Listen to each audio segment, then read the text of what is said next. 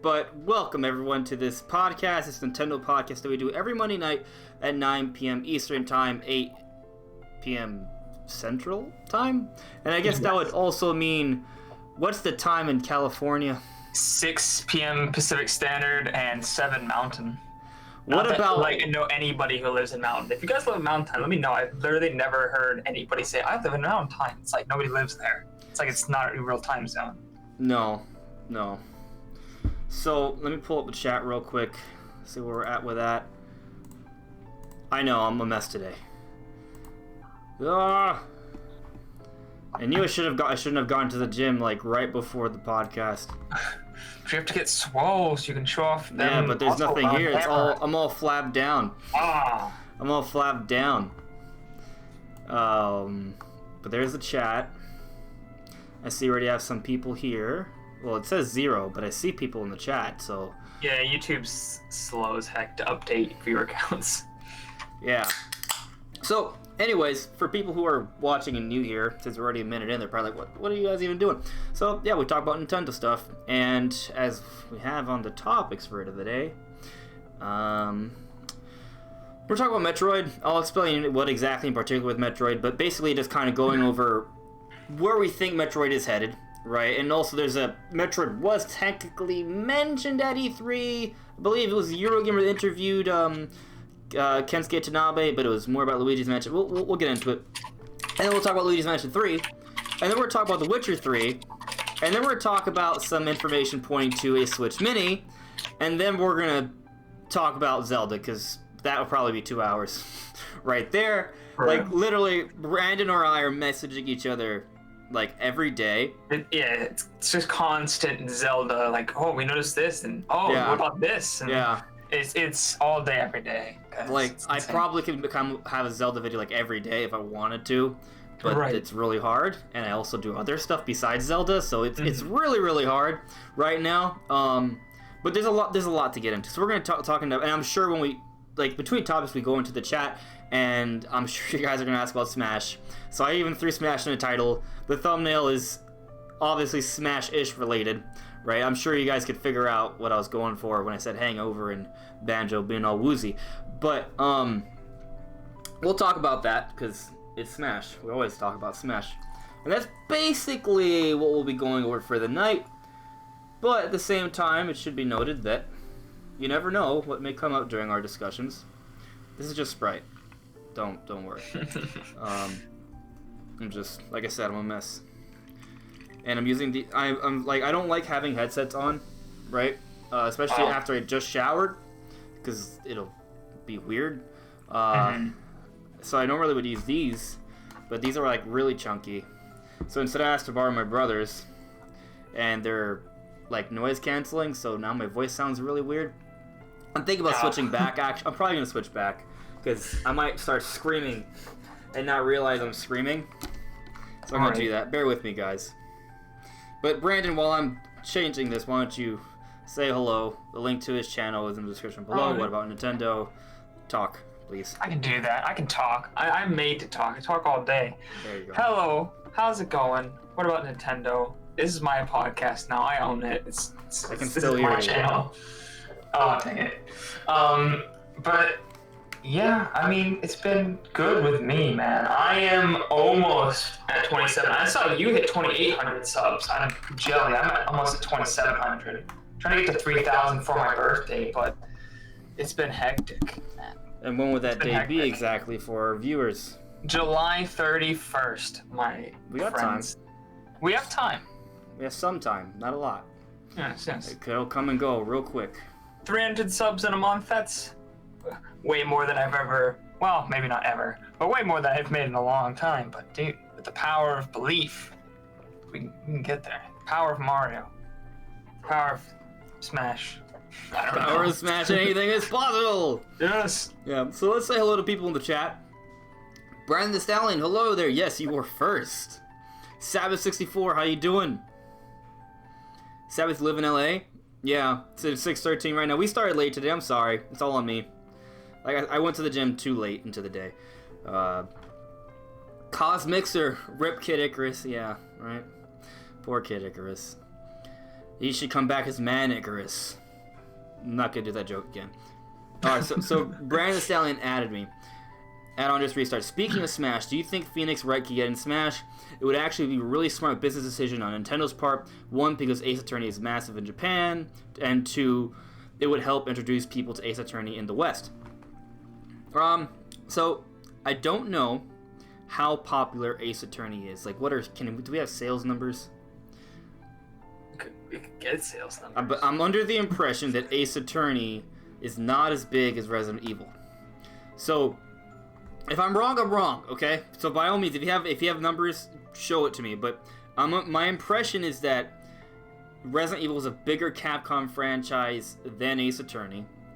This doesn't mean Ace Attorney doesn't have a chance, but like I literally posted my Smash video yesterday, right, where I was just kind of guessing at possibilities.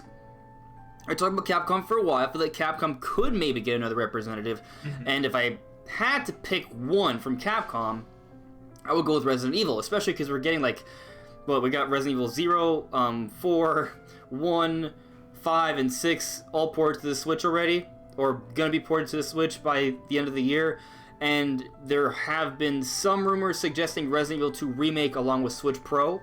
So if all that happens, that's a lot of Resident Evil for Switch in a short time period.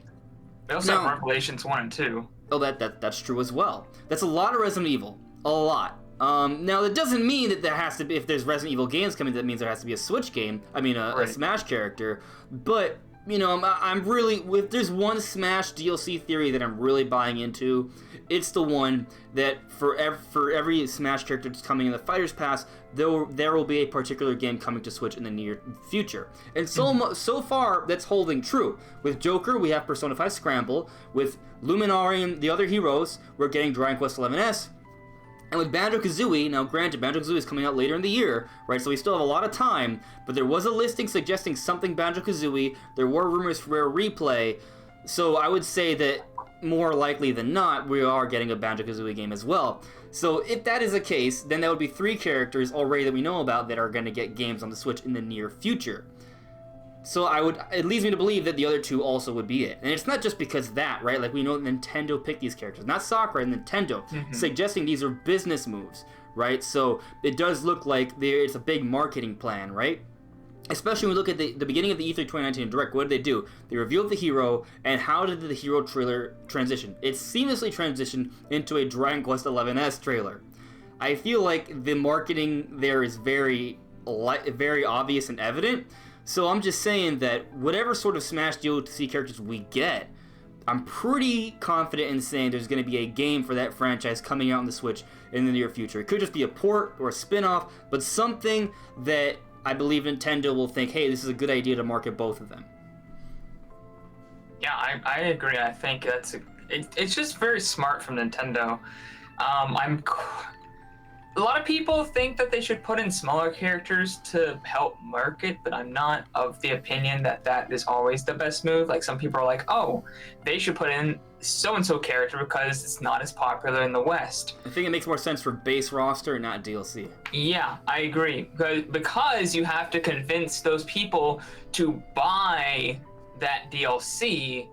So it's not like in normal Smash where they just see a character that they can already play as and they go, oh, who's this from? They look cool. And then, you know, they pick them and then they go research and then maybe they buy another game in that series. This is like, oh, who the heck is this? I'm supposed to be paying money for this? I don't even know who this is. Like, right. People are very different in their opinions when something's free versus when they actually have to pay extra money for it. And I just want to specify that this is for this Fighters Pass, right? Like, there's a speculation there'll be another Fighters Pass or more DLC in the future, and I'm all for that. I think there is a good chance of that. But when we're just talking about this Fighters Pass, it seems like it's all about having characters that come in that have an established fan base. They're going to bring more people, more attention to Nintendo, the Switch, and Smash. Right. So that's why, you know, when I think about the characters that would be it would be really popular characters. So I'm not saying that Okami or Ace Attorney don't have fan bases and they wouldn't bring people in. I think they would. but how much would they compare to Resident Evil? So I feel more confident in saying that Resident Evil is a more likely Capcom rep rather than Ace Attorney or Okami. But again, I just want to say that I'm not saying for sure. I don't know. Amaterasu would be amazing, right? Ace Attorney would be so different. I can only imagine what Sakurai could come up with. So like those would be really cool representatives, and I would want them. But I'm just saying if I had to put my money on it, I'm saying Resident Evil. And for the record, Leon S. Kennedy, Jill Valentine, Chris Redfield, or Ada Wong, or maybe all four of them, like the way they did with the hero, I would scream. Yeah, I'd be really excited. I'd be so happy. I'm not even a huge Resident Evil fan. I've watched a playthrough of 7. I played through, I think, half of 4 before I lost my save file, unfortunately, and couldn't continue. I didn't feel like redoing everything I'd already done. But I love just watching the games, watching other people play it, and I think if a new one came out, like on the Switch, I might really get into it.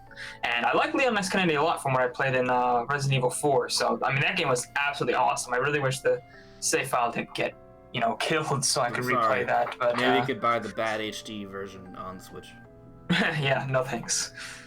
So yeah, and I'm hoping to get, obviously Resident Evil 2 Remake eventually. Maybe if that comes to Switch, I'll get it there. Maybe I'll get it on... Is it on PC?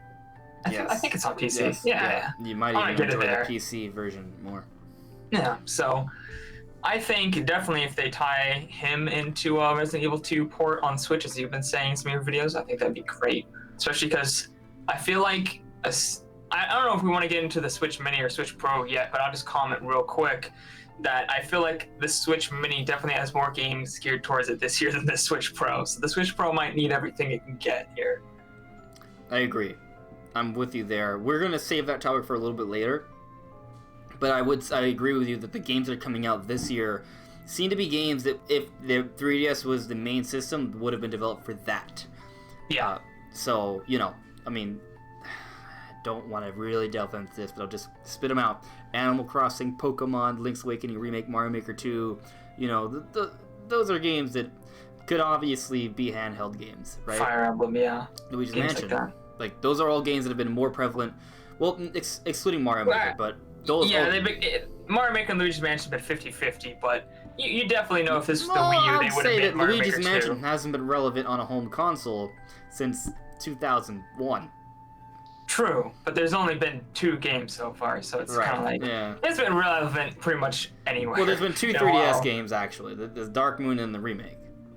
Oh, true, yeah, he got the remake. I didn't really count that one as much. But the point still stands. More... handheld-esque. I don't want to take away from... I'm not trying to say, these games aren't as good or big. I'm just saying that these have been games that have been more popular in the handheld system. But we'll stop with this tangent. We have a whole topic for it. We'll get to it when we get to it. Right.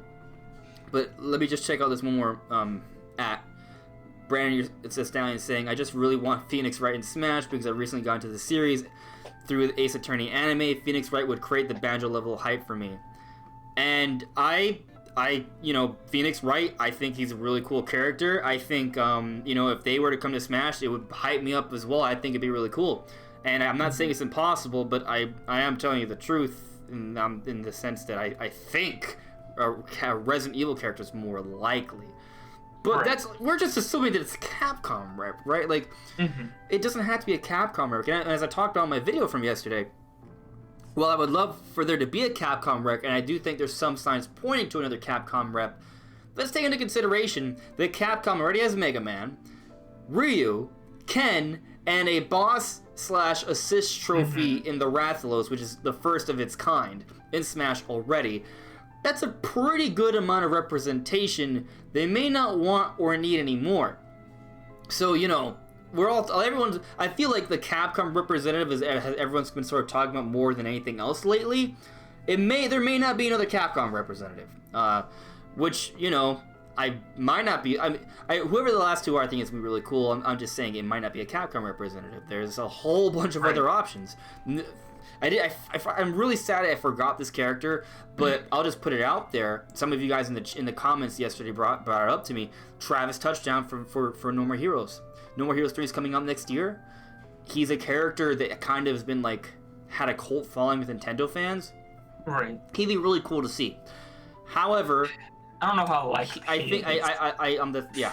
think because of how, I guess I don't want to use the word irrelevant, because it is relevant, but it's just the series is not as big or popular as Resident Evil or Persona or Dragon Quest. So I wouldn't bet a lot of money that Travis Touchdown is going to be one of the final 2 characters. However, if there's a second Fighters Pass, it's not so much about popular third-party characters, but more just about like catering to the Nintendo fan base. Like, if there's a second Fighters Pass, I would love to see more Nintendo-centric characters like Rex and Pyra, maybe Gino. Maybe they do go let's change some of these assist trophies to characters and bring Isaac or Waluigi. Like, if there's a Fighters Pass more along those lines, then hey, maybe we could maybe see Travis Touchdown. Even though Travis Touchdown would be third-party technically, he's really just been big on Nintendo systems, right? So I think he has a chance at some point. I'm just, he's one of many characters that could maybe be one of the final 2 Fighters Pass characters. Right. Doom Guy, Ryu Hayabusa, those are options. Crash, Spyro, those are options as well. Those are pretty popular franchises. Rayman has like this much of a chance. He should have a bigger chance. He should, but it's the general consensus is that no. Yeah, but he should. You should. I don't understand. Ubisoft, man. Okay, if it is Ubisoft, let's assume like that a Ubisoft character gets in. Who would be in other than Rayman? Like I feel like that's a good question. I'd be pissed off if it was a Rabbit. Oh God. Rabbit with a Rayman mask. Rabbit Mario or something. No, like there should be Rabbit Mii costumes. Like if there's that'd be cool. That'd be cool. And maybe even some Mii costumes for Beyond Good and Evil. That'd be really cool. Like that would be something I would appreciate. I think fans would appreciate. And that would work out. Like, actually, Jade would be pretty epic. But, I mean, the Beyond Good and Evil hasn't been around enough for that to be a character. And the next one isn't coming out for who knows when. We don't know. Did they even talk about it at all this year? They didn't talk about it. No, they decided not to. Yeah. So, which is, oh my God. Weird. Maybe next year they'll have a blowout with actual gameplay builds and stuff. I mean, you don't think that they could add an Assassin's Creed guy, would you? I wouldn't think. I'd be disappointed. I would too. I'd be confused. It's just because it's like a character, like I don't know too much about Assassin's Creed, but correct me if I'm wrong, but it's just like, it kind of like changes for every game, right? Like is it the same person? I don't know. I don't really completely know the story, but I think there's the same guy who like goes back in history. It's a weird like. I know they visit different timelines. Right. I think that guy is the same, but each one of them is in the same. Which I mean isn't too much of a problem. They could go the hero route and just. I guess, but they're all wearing hoods, and they just feel like there's not. It just doesn't seem like a stories and stuff, but it's. I feel like it's just because we're not Assassin's Creed fans. Maybe that's what it is. Fan, Maybe that's what it is. But, I mean, I think Rayman would just be way better than him, though. I mean, right? You'd think. So, since we're on to the topic of Rayman, have you noticed that people... Well, one, there was before Smash came out, there was the Cloud and the Donkey Kong and the King K. Rool trailer that looked like a Rayman head. Mm-hmm. And then, a few months ago, people were noticing that, hey, in the crystals in the battlefield stage, it looks like Rayman is stuck in there. And now some people are pointing out the rock that slammed down on the floor in the Banjo trailer that covered King K. Rool in the hole, that the rock, like a piece of the rock texture, looks like a Rayman head. It could just all of these could all just be people looking for it and wanting to see it. But maybe they've always known that Rayman would be a part of the DLC, and they've been sort of like very subtly teasing it this whole time. Well, why? I feel like Rayman's not big enough to be teasing that. Like he's Are you sure? he'd be cool. No, I don't. He's not big enough to tease in. Like, I kind of do think he is. He's been around for years. I would consider him the staple for Ubisoft. I mean, like, come on, bro. Rayman has been a requested character for Smash Brothers since we knew third parties were an option. So, Like, there was a whole hype for Rayman on Smash Wii U, and there was a rumor and the leak that was fake. You know, right? Like, I don't. I mean, even if he gets in, I don't know if those are hints or not, because I feel like people just see what they want to see, and he's a very. I feel like you could make anything look like a Rayman. I agree with you that I wouldn't super buy into the Cloud, the Crystal, and the Rock. Mm-hmm. But the Cloud, the Crystal, and the Rock. There's 3. Possible. I don't know. I don't. I need to see the Crystal for myself. I'm gonna make a video on it. Maybe I'm gonna make a video on it at some point. Cool. But it is it's not super likely. It really could just be, hey, that's just how it looks. It's coincidentally similar 3 times. It probably is just a coincidence, but I think there's a small chance that maybe there's something there. I just feel like it's small. I want to point out that it's small. Yeah, it's small. It's worth mentioning. You really have to. I feel like you have to know that people think. Like, if you show me that Cloud, I wouldn't be like, oh, that's Rayman right there. But if you show me, you're like, hey, look, doesn't this look like Rayman? I'd be like, oh yeah, maybe that looks like Rayman. But I don't think any of these are like, oh my god, that is for sure a Rayman right there. No way, it's not. The only one that I was looking and I was like, hey, that looks like Rayman was the Cloud back before Smash Rayman had released. The Crystal thing and the Rock thing, I never was like, oh, there it is. You know, I never noticed. It was only because people were talking about it that I thought, huh, I see it. I don't know if it means anything, but I see it. So, right. I don't know. But again, Rayman, I think, is one of those characters that would make sense. I just find it funny that actual evidence towards Rayman is just people looking up in the sky and being like, you know, that generic, like, look at that, no, that's a dinosaur, no, that's a bunny, no, that's a kitten, no, that's Rayman, that's Rayman up there. Yeah. It's just kind of hilarious. So, is there any character that they could announce for the Fighters Pass that would go beyond the Banjo hype? No. I think Banjo was the climax of the Fighters Pass hype. Yeah. I think this is all falling. It's all the falling action. Like, it's going down now. Like, doesn't mean it's not going to be still awesome, but I think the Banjo was going to be the peak. Mm-hmm. Like, I think the ones that would hype me up the most. There's only one character I can possibly think of that has like a 0.001% chance, in my opinion. Like, it's so low. You guys, some people are gonna call me stupid just for saying it has a 0.001% chance, but there's literally only one character that they could put out there that I would say is bigger than Banjo. You know who it is. Do I actually don't? I don't know. I might know. I feel like you might be able to guess it. It's a character that I'll give you a hint. It's a character that so many people are just thinking there's no freaking way that they'll call you stupid for even saying it, suggesting it. Oh god, this is why I need to follow the Smash community more. And we've had Twitter conversations about it. You've had Twitter conversations? I don't know, man. Maybe I'm blanking, or maybe I do know what it is, and I'm just thinking that's not it. What would you say I'm an advocate of more than Nintendo? Not more, but I'm an advocate of, like, Goku. It's Goku. Yeah. That is literally the only character that they could possibly reveal that I'd be like, oh my god, this is gonna be bonkers. That was so far into that's no way it could ever happen that it didn't even register. It's no way. It's no way. I'm just gonna tell you guys straight up. It's no way. Like, I think the closest we're gonna get is what we already got. Erdrick. Like, one of the heroes. Mm-hmm. That's a Toriyama design Goku. He just created Dragon Ball. That is the closest thing we're gonna get. Erdrick does look like a young Goku. Like, if you look at the original illustrations for him, he looks like a young Goku.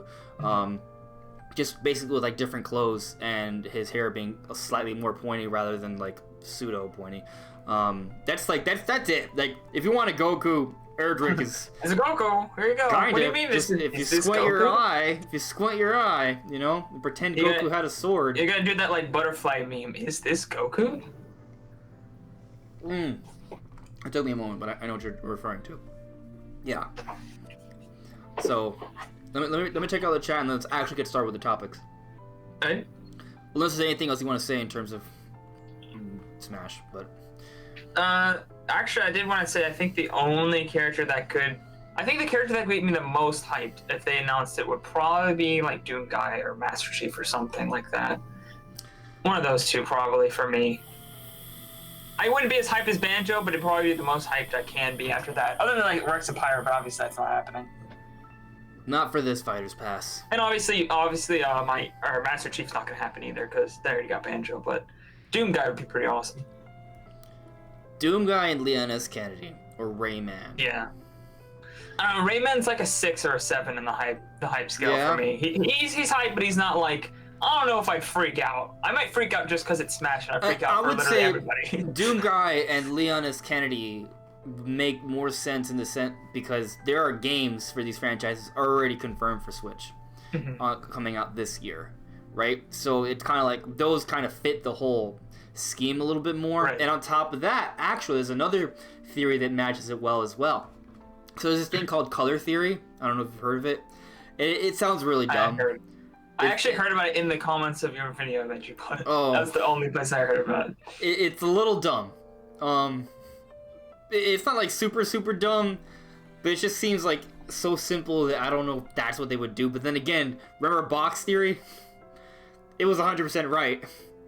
Which one was box theory? Box theory was there was this box that was advertised for Smash Brothers that showed the two different sides. Yeah, I remember. It implied 3 more characters. And at the time, I don't think Isabelle had been revealed yet or something. And that was the whole base roster. It basically revealed the base roster count. And we thought it was too obvious and simple for Nintendo to just basically reveal. They also were like, only 2 characters left there. And it was right. Yeah, box theory was right. So, if you think of it in that way, color theory could be right. But let me just explain color theory real quick. Basically, we have, for Piranha Plant, even though he's not part of Fighter's Pass, he was a DLC character. It was green, Erdrick is purple, Joker's red, Banjo's yellow. So that leaves 2 more colors of the primary and secondary. Blue and orange. Resident Evil, Resident Evil could be blue pretty easily. Blue is usually a color they use very often. And Doom could be orange. Or Crash. Yeah, or Crash. I feel like they could even do orange for Spyro. I mean, they could. More likely Crash, but I'm just saying, like, they could swing orange for Spyro, even though, he's mostly purple. But he's got the orange horns. So Crash is definitely... Yeah, Crash or Doom Guy could be the orange. And again, I don't think color theory is like, oh yeah, that's the one. It doesn't have to be that. But I think it kind of fits, right? Who else could be blue besides Resident Evil? I don't know. I feel like a lot of characters could be a lot of colors if you wanted it to be. They really could. Yeah. Rayman could be blue. There you go. Oh, no. Captain Falcon 2. What? I don't know. Doesn't make any sense. Captain Falcon's brother. Don't listen to me. Don't listen to me, even though it's half the podcast. Me and you. Right. Yeah. Steve from Minecraft is blue. There you go. Yeah. Oh, but see, Little Square, he's saying Rayman blue somehow. Yeah, I mean, he believes. Crash orange, though, makes a lot of sense. That's a skull, so I don't know about that. Yeah, I'm not sure. I am not sure, guys. Reflecting, Yeah. Actually, Computer Robots added us, and I missed it. He added us. He says Scorpion or Sub-Zero from Mortal Kombat or Doomslayer would really set up the hype after Banjo. Oh yeah. I mean, like, they're characters that are pretty, like, if you exclude the rumors, like, you would never think a Doom Guy or Mortal Kombat character could get into Smash Brothers. So they'd be pretty big. And I would also put Resident Evil up there as well. I think it could hit. It could maybe do that. Also, another character that I brought up, maybe Siegfried or Nightmare from Soul Calibur.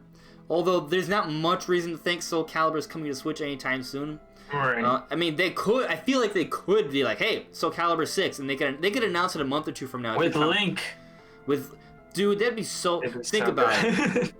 And that could still come out this year. Like, we have no idea. They could they could have been working on the port like the last 6 to 9 months, right? And I mean, it's been the last 2 years, like halfway through the year, we've gotten, or like in like that kind of September. Yeah, we've gotten announcements like that before.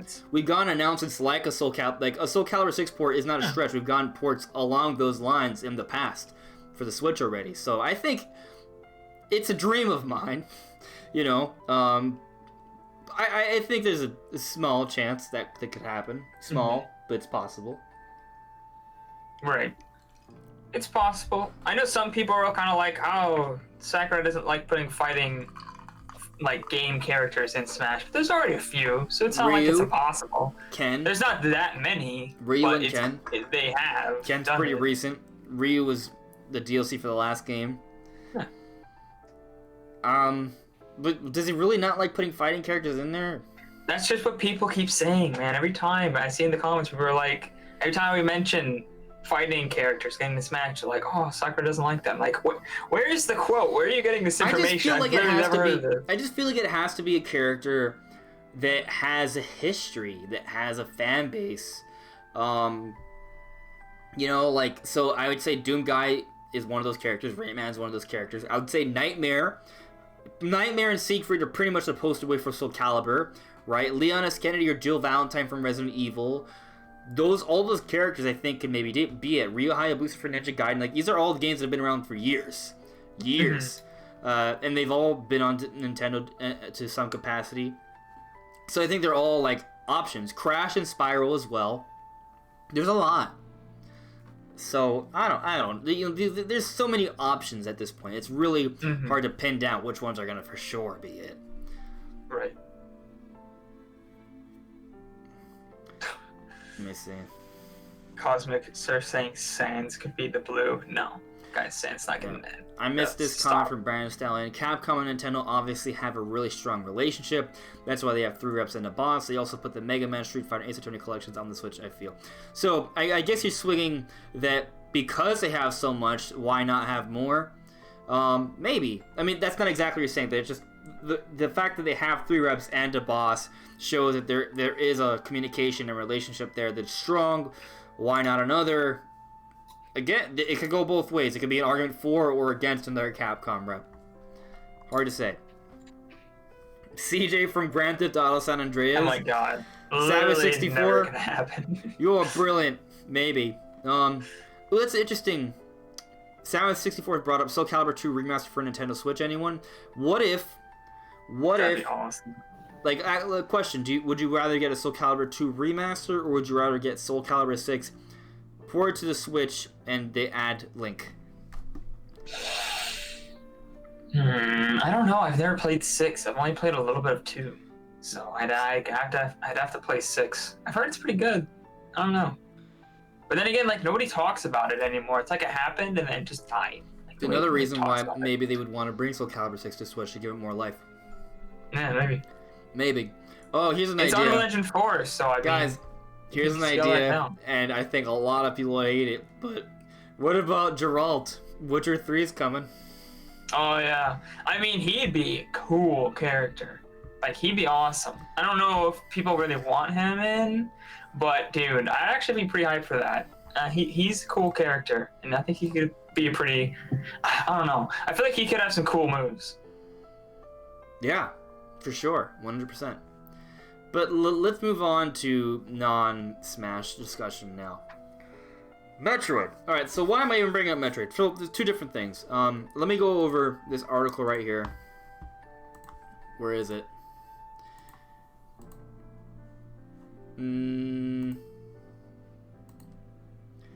Oh, I must have deleted it. Oops. No. Hold on a second. I had an interview here. Wait, got this. No, it's right here. I got it. Alright. So, there was this interview with Eurogamer. Well, they were interviewing Tanabe about Luigi's Mansion 3. But at the end, they asked about something different from Luigi's Mansion. So I'll just read out the question and then answer. And lastly, Mr. Tanabe, I cannot ask you about a certain other project you're working on. Metroid Prime 4. We haven't seen anything of it at all this E3. Do you have an update for fans waiting patiently for it? Tanabe responds, I shouldn't say. It's a little tricky. To be completely honest, at this E3, I just want people to pay attention to Luigi. If I mention something about Metroid Prime 4, people will focus on that. But when the time comes, I am so ready to talk about it. So, obviously, really not much to go on there. But, it shows that, hey, there's something going on. Retro Studios did hire someone. Apparently, we saw hiring now, but apparently this posting went up a long time ago. So, it may not have been that recent of a hire. But a lot of people were freaking out because they were thinking, oh, if they're just hiring now, this game's like 10 years away. Like, people shouldn't worry about that. Dude, it's so common for people to hire in the middle of development, at the end of development. All throughout development, you're hiring. It's not like you hire a team and then that exact team and nobody else works on the game. You're constantly hiring new people. Mm-hmm. Even just specifically for an object. Sometimes you'll hire freelancers to help you with stuff that, is just kind of code work or, brute kind of grunt work. Like, you constantly hiring people. People always freak out. They're like, oh no, things are getting delayed because people are hiring. It's like, guys, it's literally like every game is like this. I don't know why you haven't caught on. Yeah, and this isn't evidence, but so we saw the Monolith saw job postings for a Zelda game. Mm-hmm. Could that have been for Breath of the Wild 2? I am 90% sure that it was. Okay, so then if that's the case, then I have to make the other assumption. So we have to make two assumptions here, right? The first assumption being that was specifically for Breath of the Wild 2, Monolith Soft is helping out with it, and then they wanted to hire people to help out with the next Zelda game. So that's the first assumption. But then the second assumption is that this game is coming out holiday 2020. Which you agree with. All right. I made a whole video talking about that, right? There's my points for it coming out next year are a lot bigger than the points against it, I think. But, if you follow those two assumptions, that's an example right there where hirings don't necessarily mean a game's like barely started. In fact, actually, you don't even need to make the assumption that Breath of the Wild 2 is coming out next year, because here's the thing. Let's say those hirings were for this Zelda game, which I do think is at least 50-50, right? At least, maybe more, in terms of that being the case. They already had a whole story trailer. Zelda, that's a lot. They have a lot there with that story trailer. The fact that they have a story trailer shows that, one, they're already working on story, right? Story is worked on later into the development for Zelda games. Did you want me to actually comment on that? No. I stopped because you stopped, and I was like, the typing is really loud. I muted my mic. It didn't mute. It flashed all like. Hold on, let me test something. It was so loud. Can you still hear me? Yeah. You still hear me now? I can. Yes, I can. Why? It's my mic's muted. It shouldn't be coming through. Like, it literally should be impossible. I don't know. It's broken. My mic is broken, my friends. The mute button literally doesn't work. Maybe only I can hear you. Maybe I hear you mentally. Like, we have this mental connection. There you go. Maybe. Or I don't know. Or it's just not working. Sorry, I hit the mute button. It's supposed to be. Yeah, I don't know if I guess I am complaining, but I don't want to be like a pretentious douchebag about it. If I'll just hit the mute button in Google Hangouts itself from now on, because apparently that mute button does not work. Yeah, I don't know. I lost my train of thought. Sorry. I did. I don't even know what I was talking about, man. You were talking about Breath of the Wild 2 coming out in 2020. Right, I was. By the way, guys, make sure to like the stream, share it with others. Yes. Well, I guess I don't have to type that out. That's literally what I was typing. Like and share a stream, my friends. But going back to what I was saying though, which I still don't know. I just know it's about Breath of the Wild. Brandon, I'm so lost. The typing just randomly got to me. It got to me. Alright, so you were talking about hirings for Monolith Soft. Right, yeah, thank you. You got me back on track, thank you. Just that if they already have a story trailer, right, and those hirings were for Monolith Soft, were for this Zelda game, guess what? Like, this game is really far into development. They have a story trailer. Story trailers don't happen for Zelda games unless they're deep into development. Think about this. When did we get a story trailer for Breath of the Wild 1? in 2016. At E3. Yes, E3 2016. Yes. So that was 9 months before release. Yeah, pretty close there. Yeah. So, like we got a trailer, we got stuff for Breath of the Wild before, but it was never a story trailer. This is a story trailer. So that just goes to show you that these hirings don't need to mean that the game is years away. Like they're obviously far into development for Breath of the Wild 2. Now, does that mean the game's coming out next year? No, but I do think it suggests there's a chance. Yeah, but we talked about that already. I have a video on my channel. You can watch it. Right. But just back to the point here, right? So the hiring for Metroid, we don't know how far into development they are. We have to assume that they started. There's some signs that they started development like around November of last year. I think at most they're like 8-9 months in development. At most. But my hope is that now this is just like theory speculation, but so we know according to Imran Khan, the executive editor from Game Informer, he's saying that Retro Studios had a demo they showed Nintendo. Mm-hmm. What if that demo was based off an actual game engine? We don't know. We have no idea. Well, it has to be based off some sort of engine, probably. Right. But what if they redid Metroid Prime Trilogy? What if Metroid Prime Trilogy isn't just like a Wind Waker HD sort of thing, but like they actually have like a new? Well, actually let me ask you. I'm actually not 100% sure. With Wind Waker HD, was it using a new engine? Like, or was it? I feel like it had to be, right? I think the remasters do use new engines. They just use the same or similar assets because the other engines wouldn't. So they just poured over the assets, right, and just reworked them. Is that what it is? Okay. You have to, because otherwise you'd have to emulate the game in a sense instead of running it natively, which is obviously way more power. It takes way more power to do that than it does to run it natively.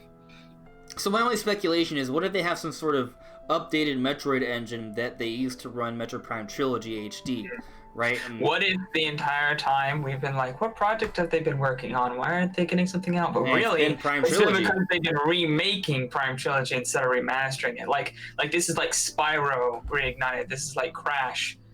This is like full from the ground up remade Metroid. I think that would be amazing. They remade Prime Trilogy and a new Nintendo Land. And a new Nintendo Land. There you go. Those are the two things. That's a lot. That's actually a lot. Yeah, if it's a remake instead of just a port, that's a lot. Yeah. Maybe it started off as a new Metroid game, and then they kind of scrapped the idea and started making Metroid Prime Trilogy or something. I don't know if I'd say they scrapped it, because I just feel like they already had a team developing Metroid Prime 4 at first. If there was already a demand, I think a remake makes more sense. I don't know. Than them wanting to make a Prime game initially. I think they always wanted to. I just think they just weren't. Actually, you know what? It'd be really interesting to look into why didn't they start off? Why isn't that what they did at first? Yeah, I'm so confused as to why why did they have a separate team? Why didn't they just go, Retro Studios obviously should make Metroid Prime 4 because they made literally everything else. Mm-hmm. So I don't know. It's such a weird thing. Maybe because they were remaking Metroid Prime Trilogy? But I feel like if that's the case, they could have just announced that and then just made Metroid Prime 4 whenever they were ready. Right, but I guess the other thing is that the narrative that we've heard is that they want to release Prime Trilogy not too long before Prime 4. But I just feel like it's weird to come out with Prime Trilogy and Prime 4 in the same year. Like, initially I was hoping that they would have, like, for this year, I was hoping that they would come out with Prime Trilogy, like, in the first month or two, like, February, and then Prime 4 November or December. Because that was me, like, trying to, like, really hoping that was the direction they were going to go in, because I really wanted all the Metroid as soon as possible. But I feel like it's more reasonable to think that we would get the trilogy a year beforehand. Like it would be come out the calendar year before Prime 4. Like maybe it is that scenario what I just said where it comes out January, February, and Prime 4 comes out December, November. But that's like the closest window that I could imagine that would make the most sense. Because that's 3 games. That's a lot. Like even if they do a remaster. Like if we think they're gonna do a remake, like that should be even at least a year, back. At least the whole year. Yeah. I could see. You know what? I could see them announcing something Metroid at the September Nintendo Direct, and it's like an early 2020 title. Whether that's Metroid 5 or Metroid Prime trilogy, I could see one of them coming out early next year. Right. You know something you have been saying is, what if they wanted to show off Metroid Prime trilogy HD as a Switch Pro game? Well, that would make sense if it was a remake and not a remaster. Because a remaster, I feel like, would run at a full, 1080p 60. Like, it'd be maxed out even on the base Switch. Like, Switch Pro, maybe you could run it at 1440p. It's like, okay, maybe it's a little bit better. But, like, if it's a remake, then that's something where you can real push it with the Switch Pro. Because a remaster is just going to be maxed out on both systems, pretty much. It's going to be, like, a minimal advantage. You're not going to want to show that off with a Switch Pro. Right. But if it's a remake, then that could look real good. Man. To be clear to the chat, I don't think it's gonna be a remake. Like, I think it's possible, but I'm not like, oh yeah, guys, we should think it's a remake. Guys, it's a remake. It's happening. Okay, I'm just kidding. Yeah. Just kidding.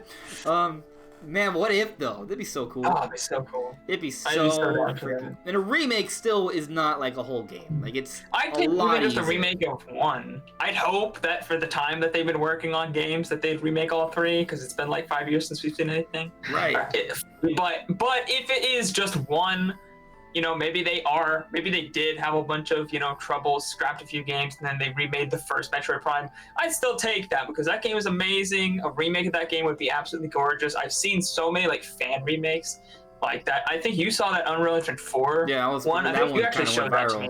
Yeah, it was big. Yeah, that looks like, imagine if it was anywhere near that good. Like, I'd take that over a Metroid Prime Trilogy remaster. I think stylistically it will, no matter what, look better.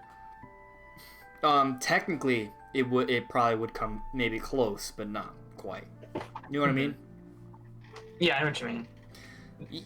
And another thing we could talk. So, I think for sure something Metroid's coming out next year. Like it literally has to happen. Like it's going to something Metroid will come out next year.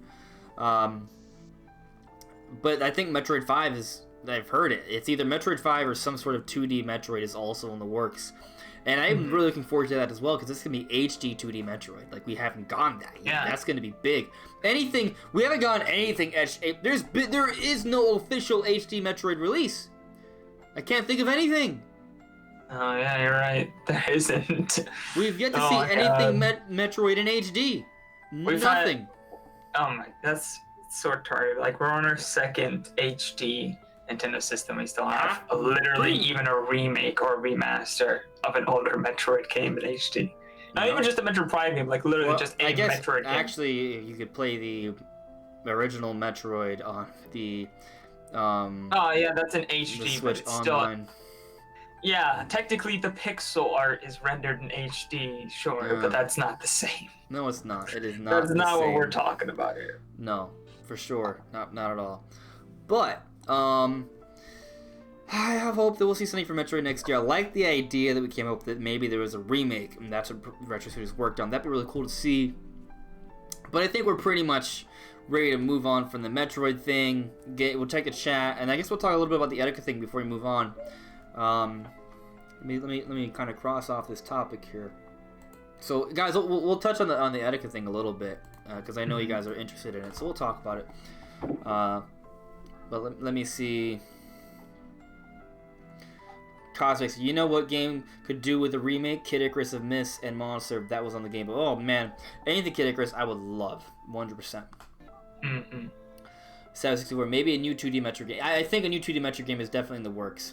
NAK, Metroid Samus Returns is a 2D-ish, 3D-esque. It is. I would call Metroid Samus Returns is a 2D game. Yes, it has 3D Right. Polygons. It's polygonal, but it's 2D gameplay. That when I say 2D, Right. I mean it's 2D on a gameplay. 2D plane. Right, exactly. Right. Smash is technically a 2D game. Like, you're not going to call that a 3D fighter. It's a 2D fighter. It has 3D levels, but you're moving on a 2D plane. Yeah. You're constricted to that axis. Alexander Baruso Argis, did you like Cadence of Hyrule? I think I will like Cadence of Hyrule. I have not bought it yet. It does cost money, right? It's not. If it's free, I should already have it, but it's Dude, not. if it was free, like, I'd smack you right now. It's $20, right? It's $20. It's 25. 25, and that's but why I don't have it. It is a well worth 25. I'm probably gonna buy it later this week. On it right now, and it's so good. Maybe I'll stream it during this weekend if I have time. Nice. I want it. I just haven't gotten around to buying it. Mm-hmm. I got the bills, man. I shouldn't talk about my finances on the internet, but it's I got bills. Mm-hmm. I got a lot of bills. I want to play it though. I really do. I almost bought it, but I was like, no, I should wait, a little bit because it'd be irresponsible. So I didn't buy it yet. I haven't bought it yet. But let's touch on the etiquette thing. I'm not gonna dwell too much on that. But I'll just kind of go over what I know from it. That's my dog. He's upset because if he starts moaning and crying, don't be surprised. He might have mites. We put some ointment on him. And the thing is, we're not touching him right now. We're not playing with him, not letting him in our room, so he's like very lonely. I feel so bad. Yeah, I got him a stuffed animal earlier today. Like, I wanted to be happy, but if I play with him and he has something, it wouldn't be good to get on my clothes, or I just, I really hope that ointment just goes into effect and he'll be fine. So, anyway. So with the etiquette thing, from what I've heard, right, and you guys pretty much covered on the chat, but he posted a video that was suicidal. It sounded very suicidal. He said he was going to go about. This is the end. This is goodbye. Blah blah. This and that. I believe the video was deleted by YouTube, but someone else re-uploaded it. And even the description of the original video that he posted had like a long suicidal note on top of the video itself.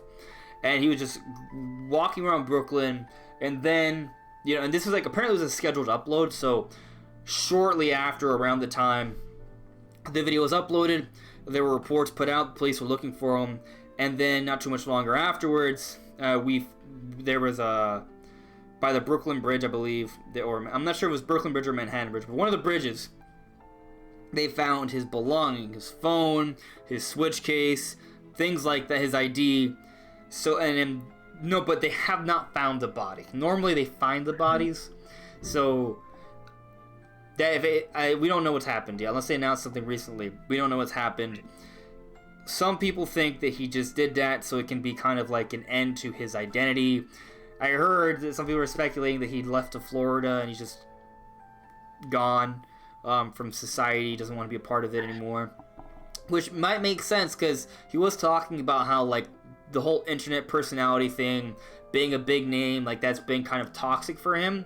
So, maybe just completely eradicating his persona is what he really meant, I hope.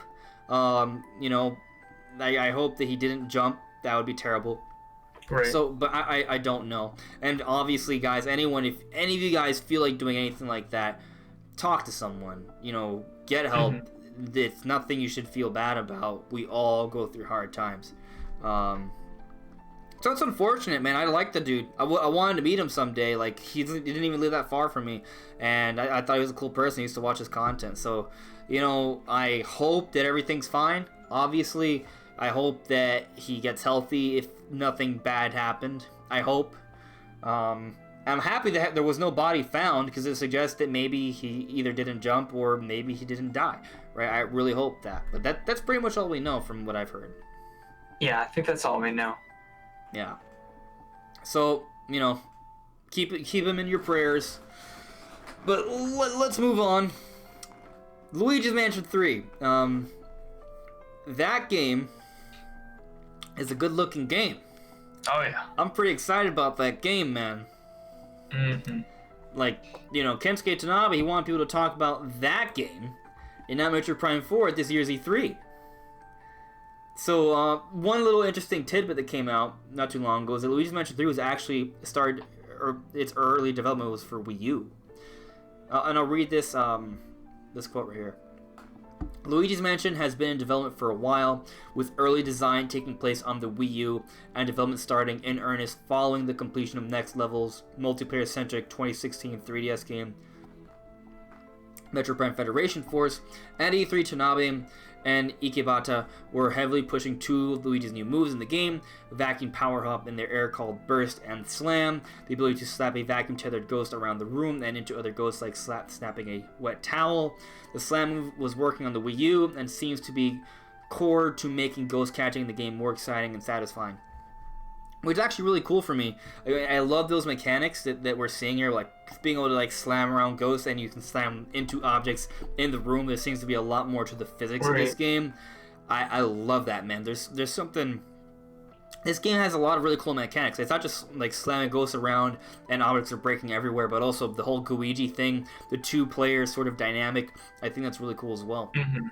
Yeah, I think this is actually going to be one of those co-op like single player games that has co-op that's actually worth playing, unlike say like Mario Odyssey or Super Mario Galaxy or something like that. It's like since there's puzzles revolving around both characters and you play as one or the other, there's actually something for the other person to do that's completely meaningful. Like there's constant puzzles and solving that you need to do, and you can help suck up ghosts and fight, and it's actually like it's cool to see like a single player game actually get like good co-op, like a single player like puzzle adventure game get good co-op, because most games like that it's just like, oh yeah, you can technically, you are also holding a controller and pressing buttons that do like nothing.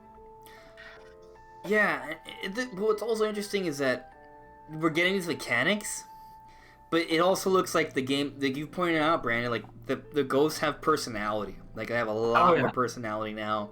It's basically the portrait ghosts with the bosses. Mm-hmm.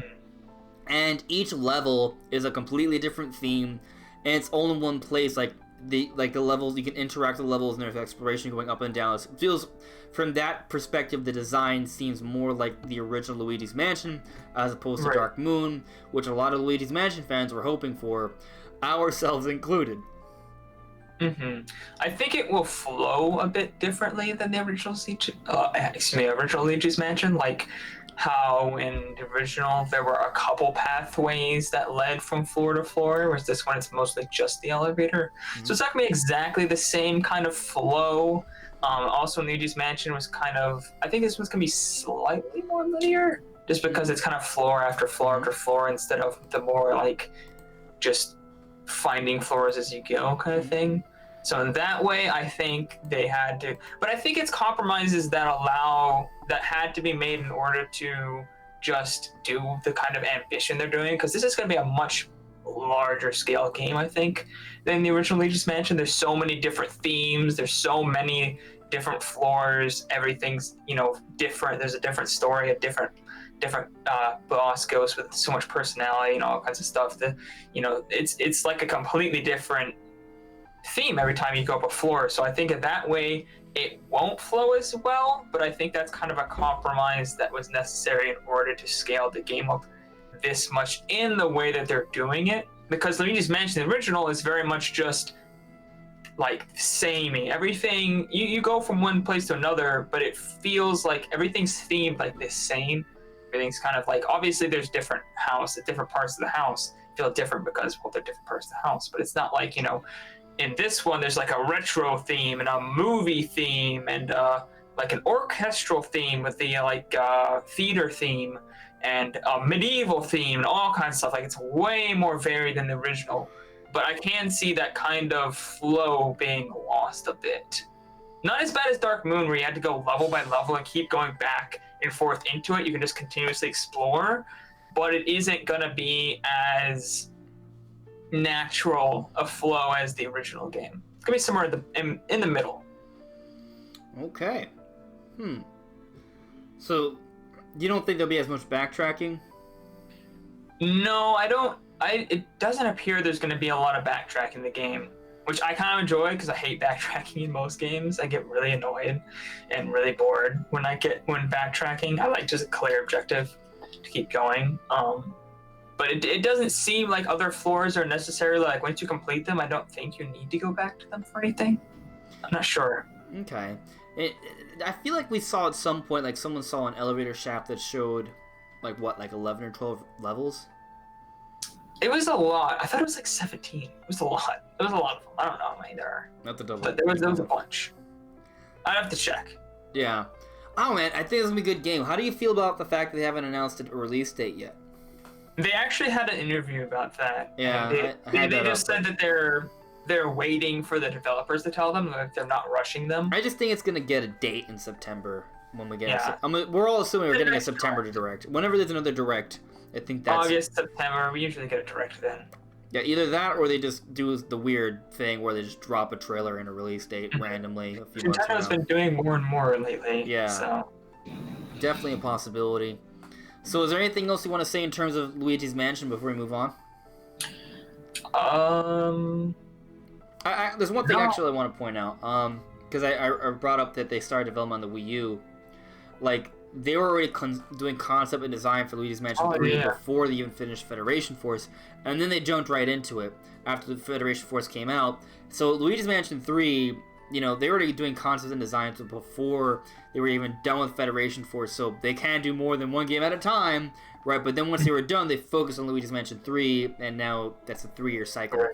And that makes sense because when we were getting all those NX rumors, one of the most constant rumors was that Luigi's Mansion 3 was in the works. But people kind of discounted it after the Switch came out and it wasn't revealed. But then all of a sudden, you know, it popped up. They just, you know, just wasn't as ready as people thought it was going to be. So I think that rumor actually was completely like true because the rumor was, you know, they were working on Luigi's Mansion. It looks really good.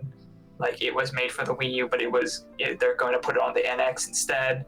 Like, the Luigi's Mansion 3 fits all the points from that, so I don't think that was fake. I think it just ended up being, you know, Luigi's Mansion 3 in 2019 instead of, you know, 2017 like people thought it was going to be. So I thought that was interesting, because I remember getting really hyped for those leaks in the mail. Like, oh, dang it. Yeah. Yeah, well, we're getting the game soon. And it's looking to be pretty much what we've been wanting for. Yeah. So that's pretty darn good news. I'm pretty happy for it. So let's get to the chat for real quick here. Computer Robots added us. Are you going to get Mario and Sonic at the 2020 Tokyo Olympic Games? And are you going to stream it if it interests you? Well, no. I don't. Yeah, the answer is no. The answer is definitely no. I could say, oh, maybe, but I know with my budget and with the amount of games coming out this year, no. I'm going to say it's unlikely for me. I don't really stream that much anyway. I don't have time for it. I focus on videos. If YouTube was a full-time thing for me, like, I want it to be, but I have to make money elsewhere. I make like... I mean, I don't even get payouts monthly, right? Like maybe every 2 months, sometimes every 3 months, right? Like right now, I'm gonna have to wait on my 3rd month to get a payment. And when I say a payment, I don't mean like thousands of dollars. I mean like it takes 2 to 3 months just to make like $100, right? Like that's not a lot. During Christmas, it's a little bit more, and it has been going up. You know, so hopefully by next year, if it's a few $100s I can make, you know, in a month, which would be pretty good. That would be like, hey, that's a nice, they can help me out a little bit, put more time into the channel, but it's not even close to a full-time job. I want it to be, but not even close, not yet. And if it was, I could stream more games, maybe even 20, you know, Mario and Sonic at the Olympics. But we're not there yet. So let me see what's going on here. Cosmics are saying Pokemon Sword and Shield look bad in terms of battle animations. So, I'm glad you said in terms of battle animations, because I think Pokemon Sword and Shield actually looks really, really good. I think it's a beautiful game. Are there some rough spots? Yeah, and you know, that's fair. I think that's a fair thing to say, but we also have to take into consideration that the game already looks a lot better than what it looked like when it was showed off in February, and all Nintendo games look a lot better by the time they come out. Like, this happens like every year, I swear, with multiple games. People see what the game looks like at E3 and the people are talking crap about it. Like, they did the same thing for Mario Odyssey, they did the same thing for 3D World. Like, they talk smack about the game, and then come the release holiday season, people are like, oh my god, this game looks a lot better, it really came together. I think the same is going to kind of have with Pokemon Sword and Shield. I think some of the things that people are pointing out are going to look better and be smoothed out come release. The game is early in development for a reason. When they put that little note saying footage not final, that actually means something. It's not just there. It means something. So I'll hold out on my critiques graphically, but I'll say there's a lot of pretty moments. Like, there are some spotty moments, but there's a lot of pretty moments. But in terms of battle animations, when I first saw it in the February Internal Direct, I was disappointed. I was kind of hoping something more along the lines of like Pokemon Battle Revolution. We're not there yet. Unfortunately, Game Freak does make marginal jumps game by game, so it's not, I shouldn't say it was like unexpected. Like, they didn't do the battle animations, but they are doing open world, controllable camera, roaming Pokemon. Those are jumps that I was hoping for. So they made some of the jumps that I wanted, just not all of them. So hopefully by next generation we have a much more, you know, diverse pool of animations with the battles, and there's a lot, the AI smarter, and everything looks a lot more, has a lot more personality. Like, the Battle Revolution animations are great. I really want that. But I do think they look better. They are sharper than Sun and Moon, and I'm gonna work on the whole. Gonna try and do a video of it later, maybe later this week. But I want to test to see if the battle animations in Sword and Shield are actually faster than Sun and Moon, which would be really important because battles can drag on, and if you're just doing wild battle after wild battle after wild battle, that can get very taxing and cumbersome. And especially for competitive battling, when you're in tournaments, if battle animations are really slow, that can really slow down the game. So when I was watching the raid battle during the treehouse footage, I noticed that it was very quick. So I wonder if that was just for the raid battle, or if it's going to be like that throughout the entire game. So I'm going to get side-by-side footage and try and compare them. If it's faster, it may not look a lot better, aside from it being in HD and having a little bit more effects, but it being faster, I would say, is an improvement in terms of battle animations for Pokemon. But we'll see. I don't know that. I have to test it. I just feel like Game Freak, with their small team, they're focusing on gameplay over graphics, as any company really should. They're improving in a lot in gameplay. Graphics, obviously, are improved, but it's not like this is, you know, man, I can't believe this is running on Switch. Oh my god, this is Breath of the Wild doesn't even look this good. Like, no, but it still looks like way better than everything we were seeing, and the gameplay is definitely getting a big step up. Absolutely. Yeah, for sure. I mean, I think they're doing a lot to make the game better. I do think there's gonna be voice acting though. Have you noticed how the cutscenes have the characters talking, but there's no? I've heard you say that, but I actually haven't gone back to the trailer to see. There are scenes where you see their mouths moving, and you see no like subtitles or anything like that. And the scenes look really expressive. I think there might actually be voiceovers, but we'll have to wait and see. Maybe that's actually another video I could do. Like, oh, these are voiceovers, and then show every scene that makes it seem like there might be. But let's move on to the next topic. So, no, I'm not crossing it out. I'm starting it. Let's see here. I want to read off some of the things that this has. Where is it? There we go. So, The Witcher 3, right, is going to have all of the expansions, all of the DLCs on a single game card, a 32GB game card.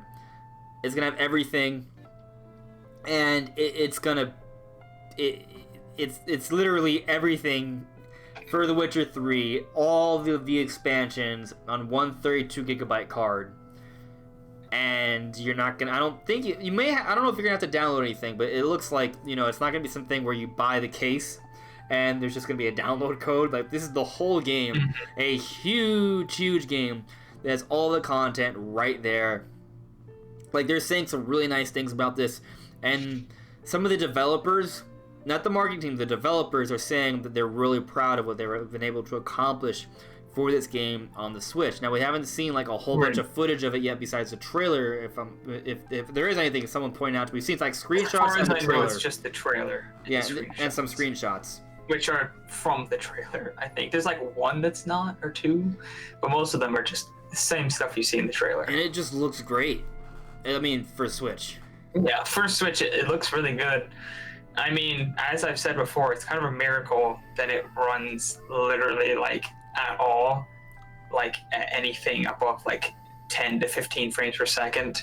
It really shouldn't be able to, but the fact that they're getting it 8.2 is awesome. So, I mean, it looks as good as what you'd expect, but it runs better than I thought it might.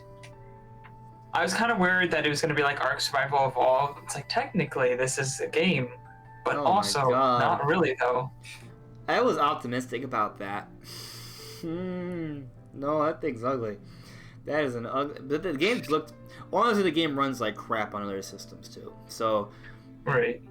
I always expect... I knew that it wasn't going to run great, but when you see it, you're like, damn, that's just a muddy mess.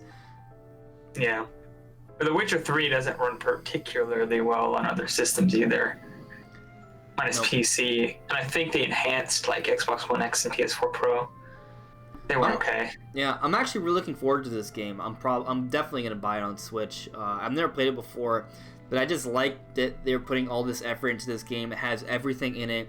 It's gonna be, as far as what should be expected for Switch, it's gonna be a really good-looking, well-running game, considering how big of an open world it is, how demanding and taxing it is as a game. So it's gonna be really interesting to see, and I feel like, you know, like if this can be accomplished for Witcher 3, like third parties, man, hey, pay attention. Like, they're doing some good things here. Yeah, this is kind of the game that literally every aspect of the Switch's shortcomings, this is like what it needs the most. It's like everything this game, like if you run this on PC, what does this game need? A really, really good CPU, a really, really good amount of RAM, fast RAM, like everything that the Switch is bad at. The Switch's CPU is not that great. The RAM is like 5 times slower than the Xbox One and PS4. Like literally everything that this game is like, I need this to work. It's like, nope, Switch, I don't got that. I'm not good at that area, and yet somehow it still is like, oh, that looks comparable to like Doom and Wolfenstein, you know, games like that. It looks good.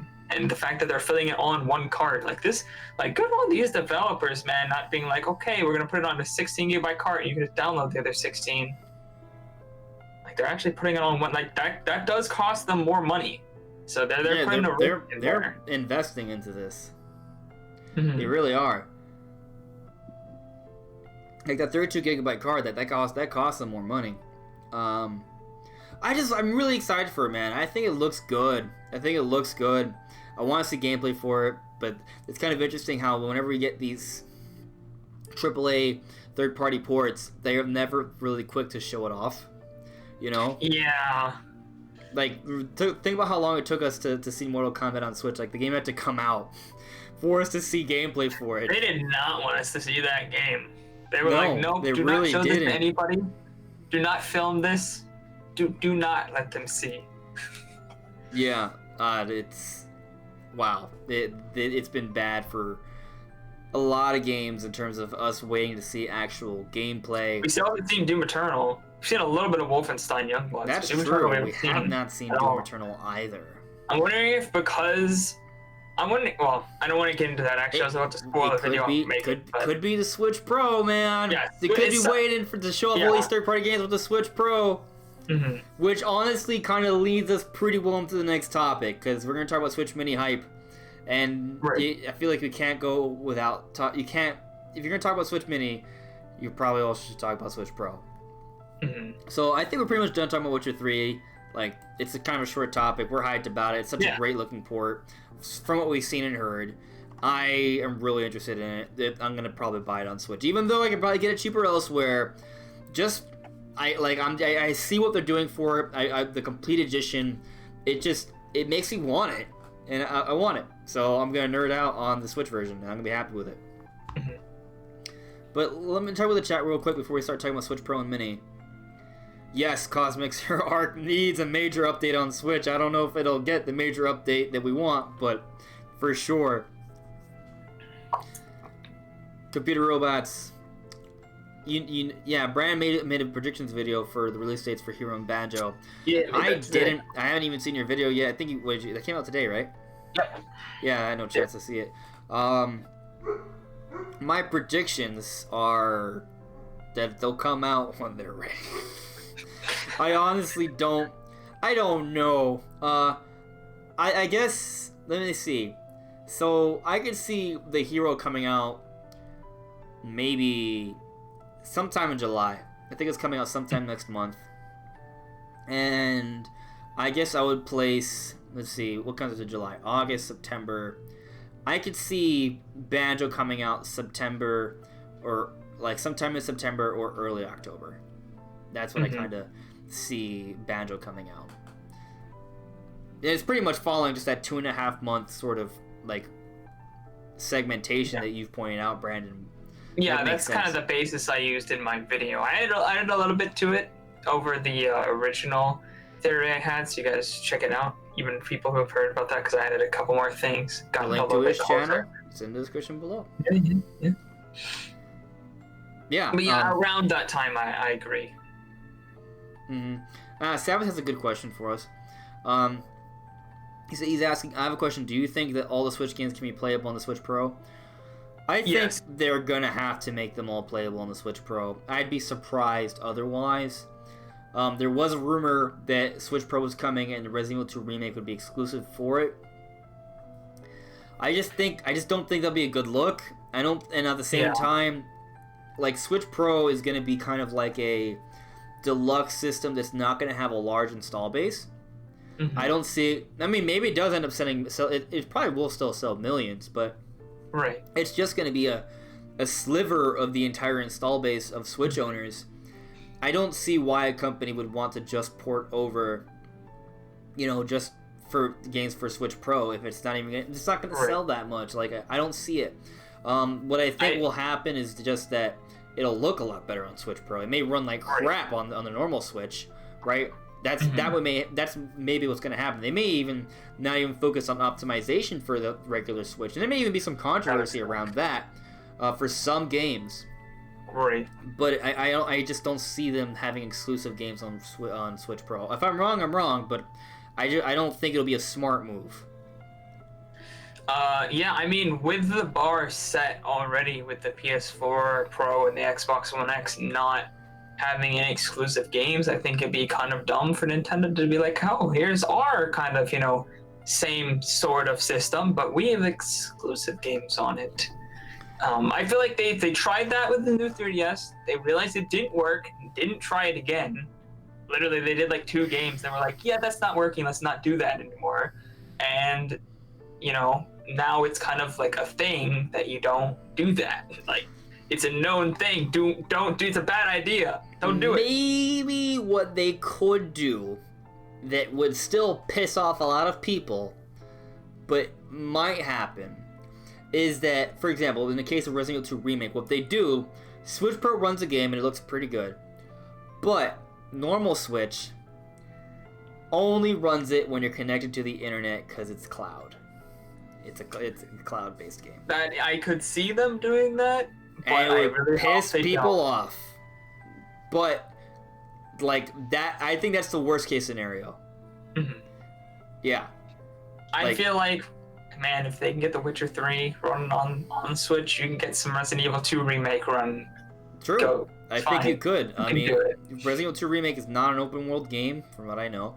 Like it's mostly close corridors, right? Like I think it's definitely doable. It just requires. I think any game is doable on Switch. It's just a matter of how much time and money a company wants to invest into porting it over, and how much sacrifices do they want to make. So, I think it's doable, and I hope it happens because I want it to happen, especially because it might sort of line up with Leon S. Kennedy as a Smash character as well, maybe. But we don't know. I just hope that if and when the Switch Pro is revealed, but I do think it's probably happening. It's been reported several times by like really legitimate sources, like the Wall Street Journal and Nikkei. I think that most, if not all, games will be playable on all systems. Yeah. I think that has to be the case. Now, as far as the Switch Mini, depending on where they go with that, and we're on that topic, right? I can just like dive into it, right? Let me just point out that we got more proof for it. Okay. Now I'm about to go on a tangent here. I want you to kind of I'm just gonna. So basically, the additional proof is that Chinese companies have actual imagery of accessories that they're gonna have for the Switch Mini. I'll put like this thing right here. Like, can I click this so it's more? Yeah, that's bigger. Like, here's an example of some of that. You can see the plastic casing, the cases for it. Now, this may not be exactly how it looks like, but they already have an idea of how it's going to look. They might change the shape slightly once it's officially announced, when the official like specs and size are shown off. But they have a good idea of how it's going to look. Keep in mind, there are some Chinese companies who just assume things and then make them, and they don't actually end up being a thing. So it's not guaranteed that they even know that a Switch Mini is existing. But with, I think the Wall Street Journal reported that they were already like in production. So I tend to believe that this is E3 week. real. Yeah, that makes me tend to believe that they might actually have something here. One more thing I want to point out is that it has a D-pad. Yeah. That may not be final. That could just be the Chinese companies making assumptions. But I mean, why? If it's not detachable controllers, it makes sense to have a D-pad. There's no reason to have the buttons. Right. So, it's interesting. I kind of like it. It looks good, man. If that's how it looks, I'll be pretty happy with that. It looks nice and smooth and round. Could be pretty cool. And I just hope that you can still plug it into a dock. It looks like I made a whole video on that it needs to be able to work with a dock. There's been rumors, actually, that it does still work with a dock. So that kind of makes me... Yeah, so I hope that's still the case. We don't know, though. But, all right, Brandon. The floor is yours. Do we want to introduce the person who just came on in? Do we? Oh! Oh! I didn't even realize. Wow, that's how important I am, right? Well, actually, the thing is that I had a screen covering the Google Hangout, so I didn't even see you in the room. Is that like a Dragon Ball Super Tank top you have? Yeah, it is. See, I got the Wii symbol. It's a little faded out, but I can probably show. This is a little awkward. No, I'm not booty dancing for you guys. I'm just showing you. You can see Goku, Super Saiyan God. It's because we're faded, but it's because Goku and Smash. That's why. I wear this a lot whenever I exercise, or I'm just kind of like. After seeing Banjo, whatever you say is coming, I believe it. Even Nintendo Land 2? I don't know if I want Nintendo Land 2, but I'll just stick with what you say about Super Smash Brothers. Whatever you think is coming, all right, it's coming. Well, for Banjo, I by the end I pretty much knew. Like, I was like 99.99. But for everything else, I feel like I hope I make it clear that, like, hey guys, this is just an idea. I don't know yet. I do want Leon S. Kennedy, though. That's what I'm kind of really talking about right now for Smash, from Resident Evil. I think so, and maybe just have Chris as an alternate costume. Yeah, and maybe Ada Wong and Jill Valentine. Right. Mm-hmm. That'd be epic. Yeah. And it would be because Chris Redfield and Leon S. Kennedy, Chris Redfield in Resident Evil 5 is a little too jacked. He got way too jacked in Resident Evil 5, but. Maybe the original Chris Redfield, more slimmed down, kind of like Leon, they'll be pretty much like the same model. Jill Valentine, Ada Wong could be pretty much like the same model as well. I could see that happening. I would love it so much. It'd be so cool. Even if it's just like Leon and Jill instead of, all four of them.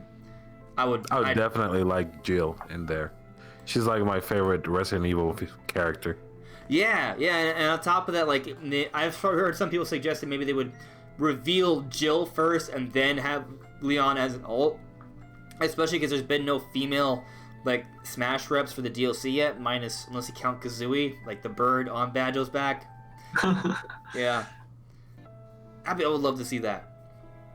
But Yeah. you know, guys, this is Ray from the podcast Dojo. Ray, you also have the Nerdy Cabana channel as well. But you know, we were just about to jump into this topic right here. I forgot what we were even talking about. We're talking about Switch Mini, man.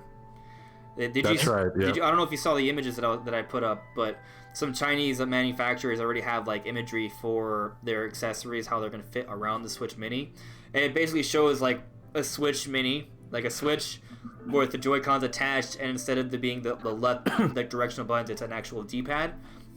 Like, how do you feel about that? Actually, I saw the image you saw. I was watching the podcast before I jumped in. You know, I just got home a couple minutes ago, but I had seen it on Twitter too. You know, it's crazy because I've talked to a couple of people, and I've seen a couple of people on Twitter who really don't want a Switch Mini. Like, I'm one of the only ones who actually wants one, and I don't know exactly. I saw some people talking about how like releasing the Switch Mini would not be a good thing. Like, they should release, like, it should be a Pro instead, just because it's gonna be both. So you know. Yeah, but I know what you're talking about. I saw some people saying, you know, like, for example, one of my friends, Dean, I'm sorry, I don't want to put you on the spot, man, but yeah, but like, I told him about it. I told him, man, I want this Switch Mini to be real. And he was like, no, I don't want it to be real. I was like, why not? And he told me, no, Switch Pro should be the main focus. I was like, but okay, that's fine, man. But do you know, like, if they release a Switch Mini, that's just gonna be huge money for Nintendo, but not just by a company standpoint. System. It's gonna get more kids to play it, man. Yeah, and they need something to fit around that screen. Like, I don't know if you guys saw. Do either of you follow Nintendo Prime? No. Oh, all right. So just a quick summary.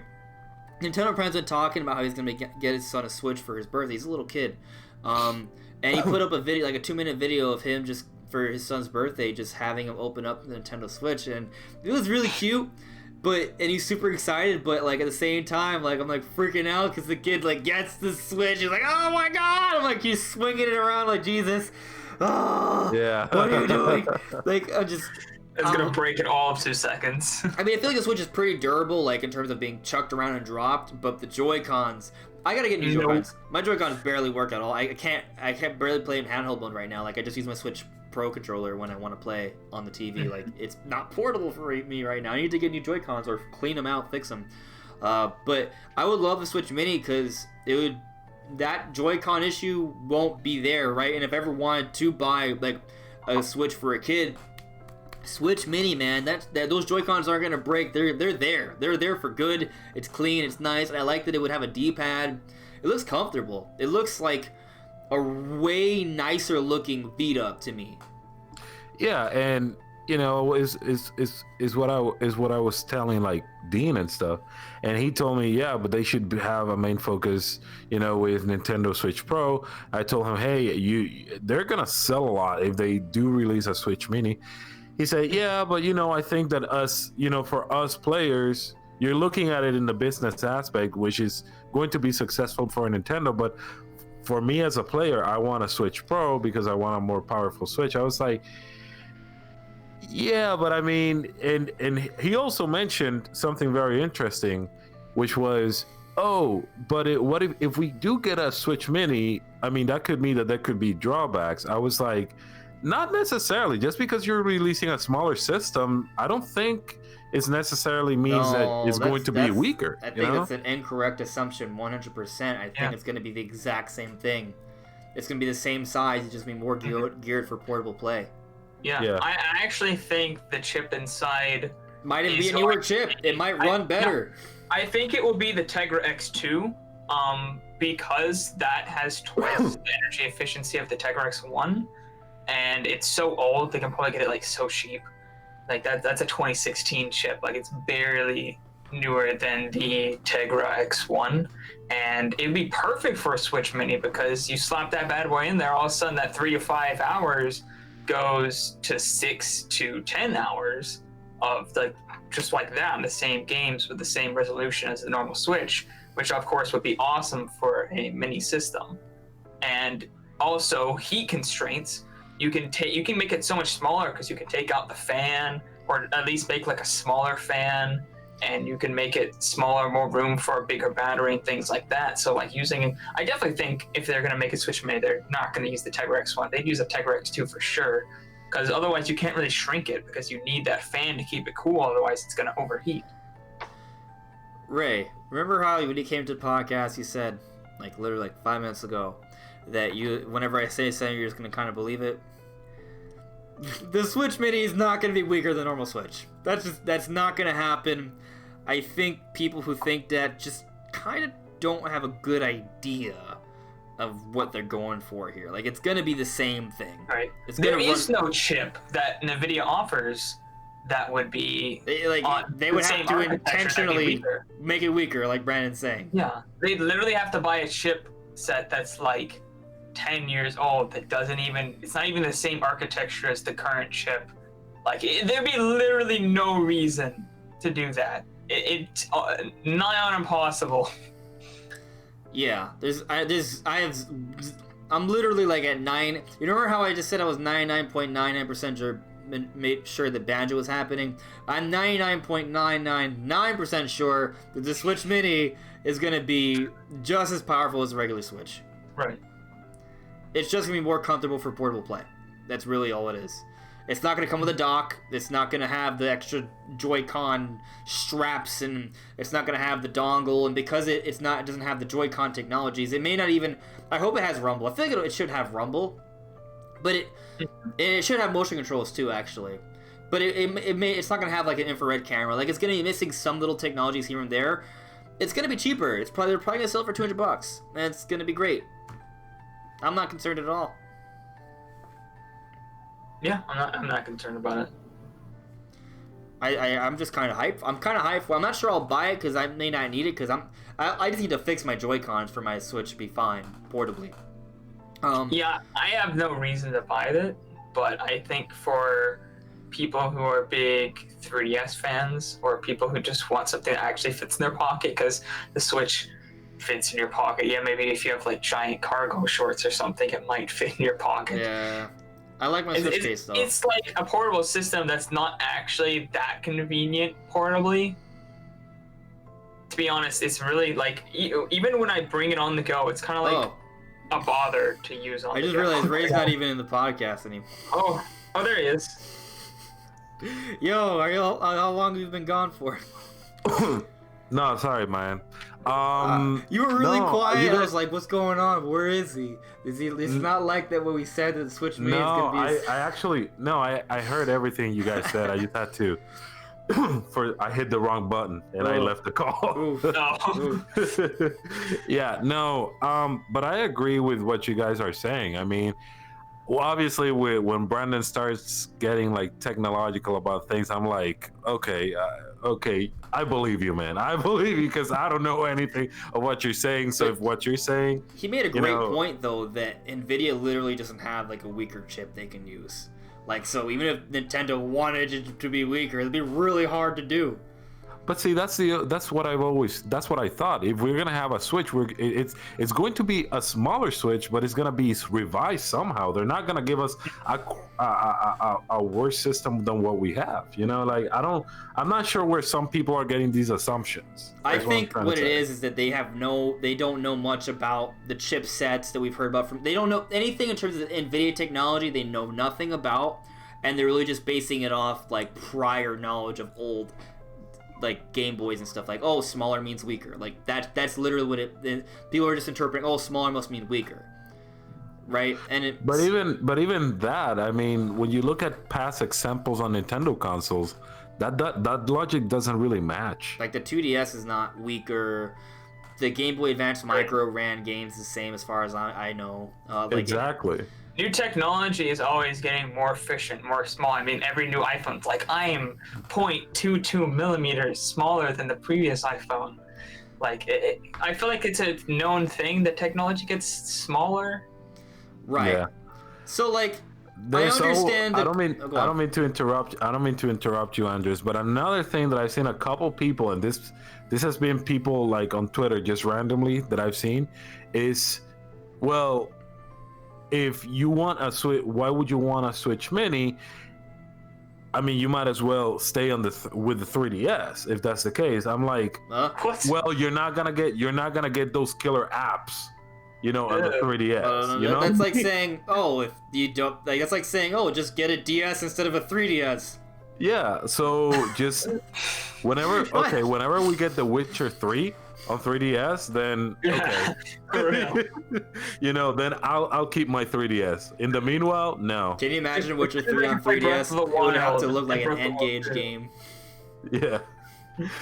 Yeah. As soon as they port Breath of the Wild and Breath of the Wild sequel to 3DS, then you can then maybe. Yeah, maybe. Yep.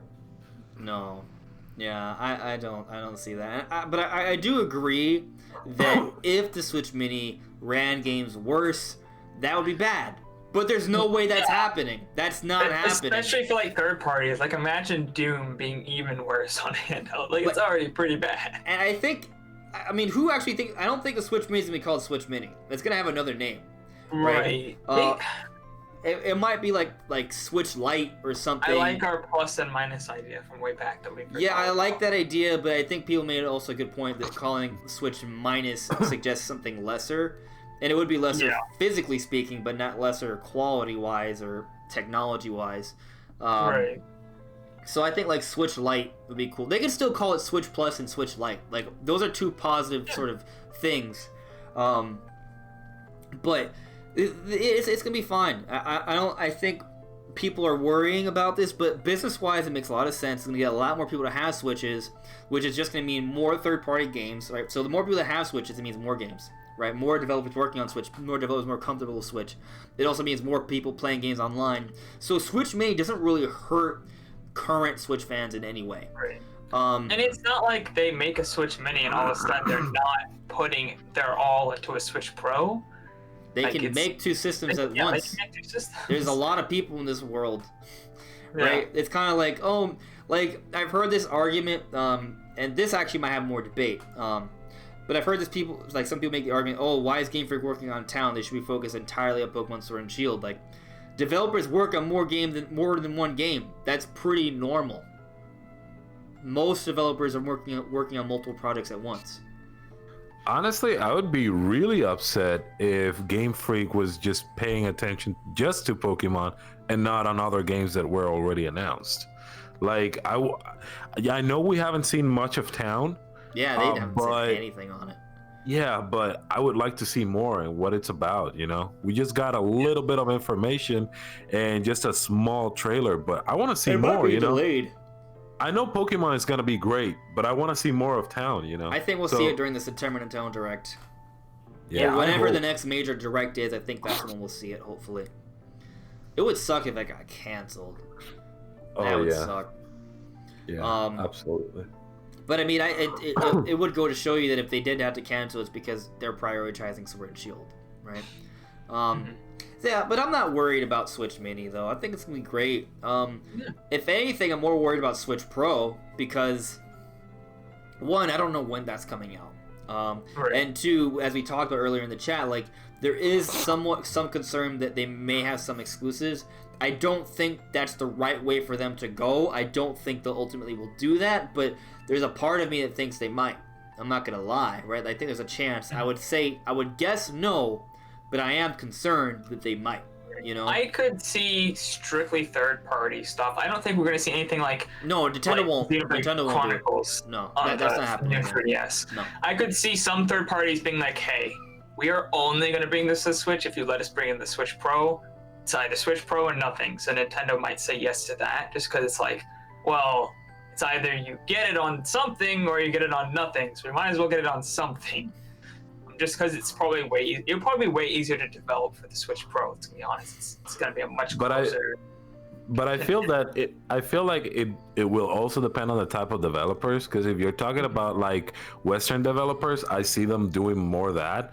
But like Japanese developers, I'm pretty sure we're gonna get equal support. Like on both sides. So yeah, I think it'd be more like the Bethesda's, and no, I don't think Bethesda would do that. I think Bethesda would actually, to be honest, I think they'd be one of the few to not want to do that. I feel like they're Bethesda really going loves the strong. fact that they have their games selling on regular Switches. Yeah.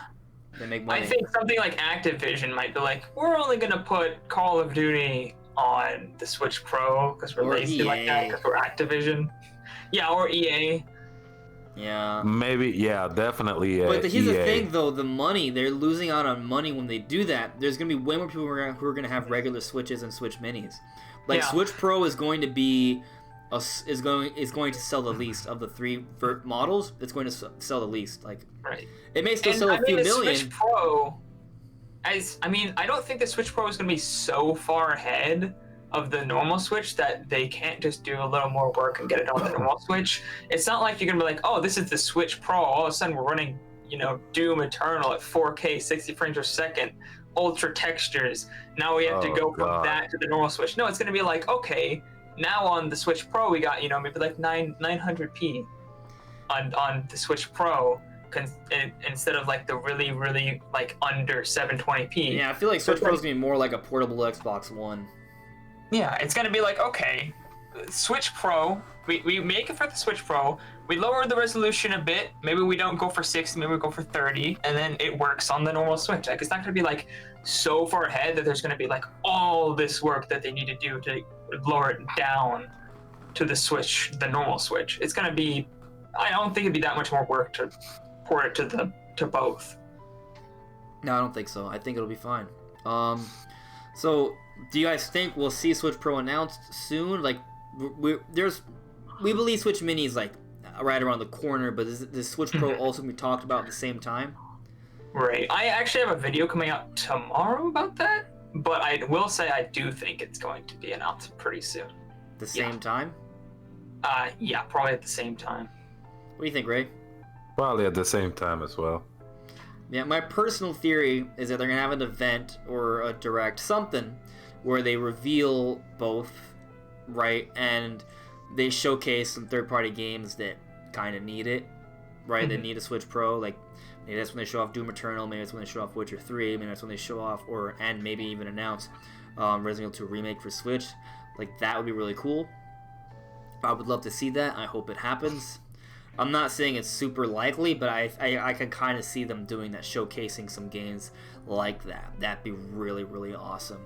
And Brandon, you mentioned it earlier, like when we were talking about maybe Metroid Prime Trilogy getting a remake instead of just a port with enhancements. Like, what if one of the reasons they haven't shown it off is they decide, hey, let's announce this once we show off Switch Pro, and it's like, hey, it looks really good. That'd be really cool. I'm not gonna bank on that. I'm not gonna predict it. I don't know when we'll see Metroid Prime Trilogy. I know someday, yes. But that someday could be when I have kids. And I don't know. I hope not that long. I hope not that long as well. But, maybe. Maybe. Let me see what you guys are saying in the chat, though. The computer was adding me. He says, I think Hero could come out in August, Banjo in October, and the fourth challenger would be in December, final challenger in February. I think that is pretty close to what will actually happen. I don't think you're far off at all. Let me see here. Cosmixer. Nintendo has tried to erase the Virtual Boy's existence. We shall never mention that ever again. I'll be fine if they port some of those Virtual Boy games with color, though. Oh, or those to Labo VR. That'd be interesting. Like, yeah, if they did do like a Labo VR thing, or if they have another virtual reality hardware they release in the future, if like one of the things they do is like, they bring back Virtual Boy, that'd be really cool. Yep. Yeah. Darcy, how sure am I that Prime Trilogy is happening? You know, someday, but I don't know when. Sad 64 Switch Mini with fantastic colors like the N64. That's just Switch Mini is basically gonna be an N64 that runs Switch games. That's what it's gonna be. There you go. Cosmixer has a random prediction that he's 9,000% guaranteed it will never happen, but the Gray Man from LSD Dream Emulator for Smash. Yep, there you go. That's gonna happen. Darcy, how many exclusives did the new 3DS have? Fire Emblem Warriors and what else? Was it Xenoblade new 3DS exclusive? Yeah, Xenoblade Chronicles. You got it. I think those are the two ones that matter. I don't know if there's anything else.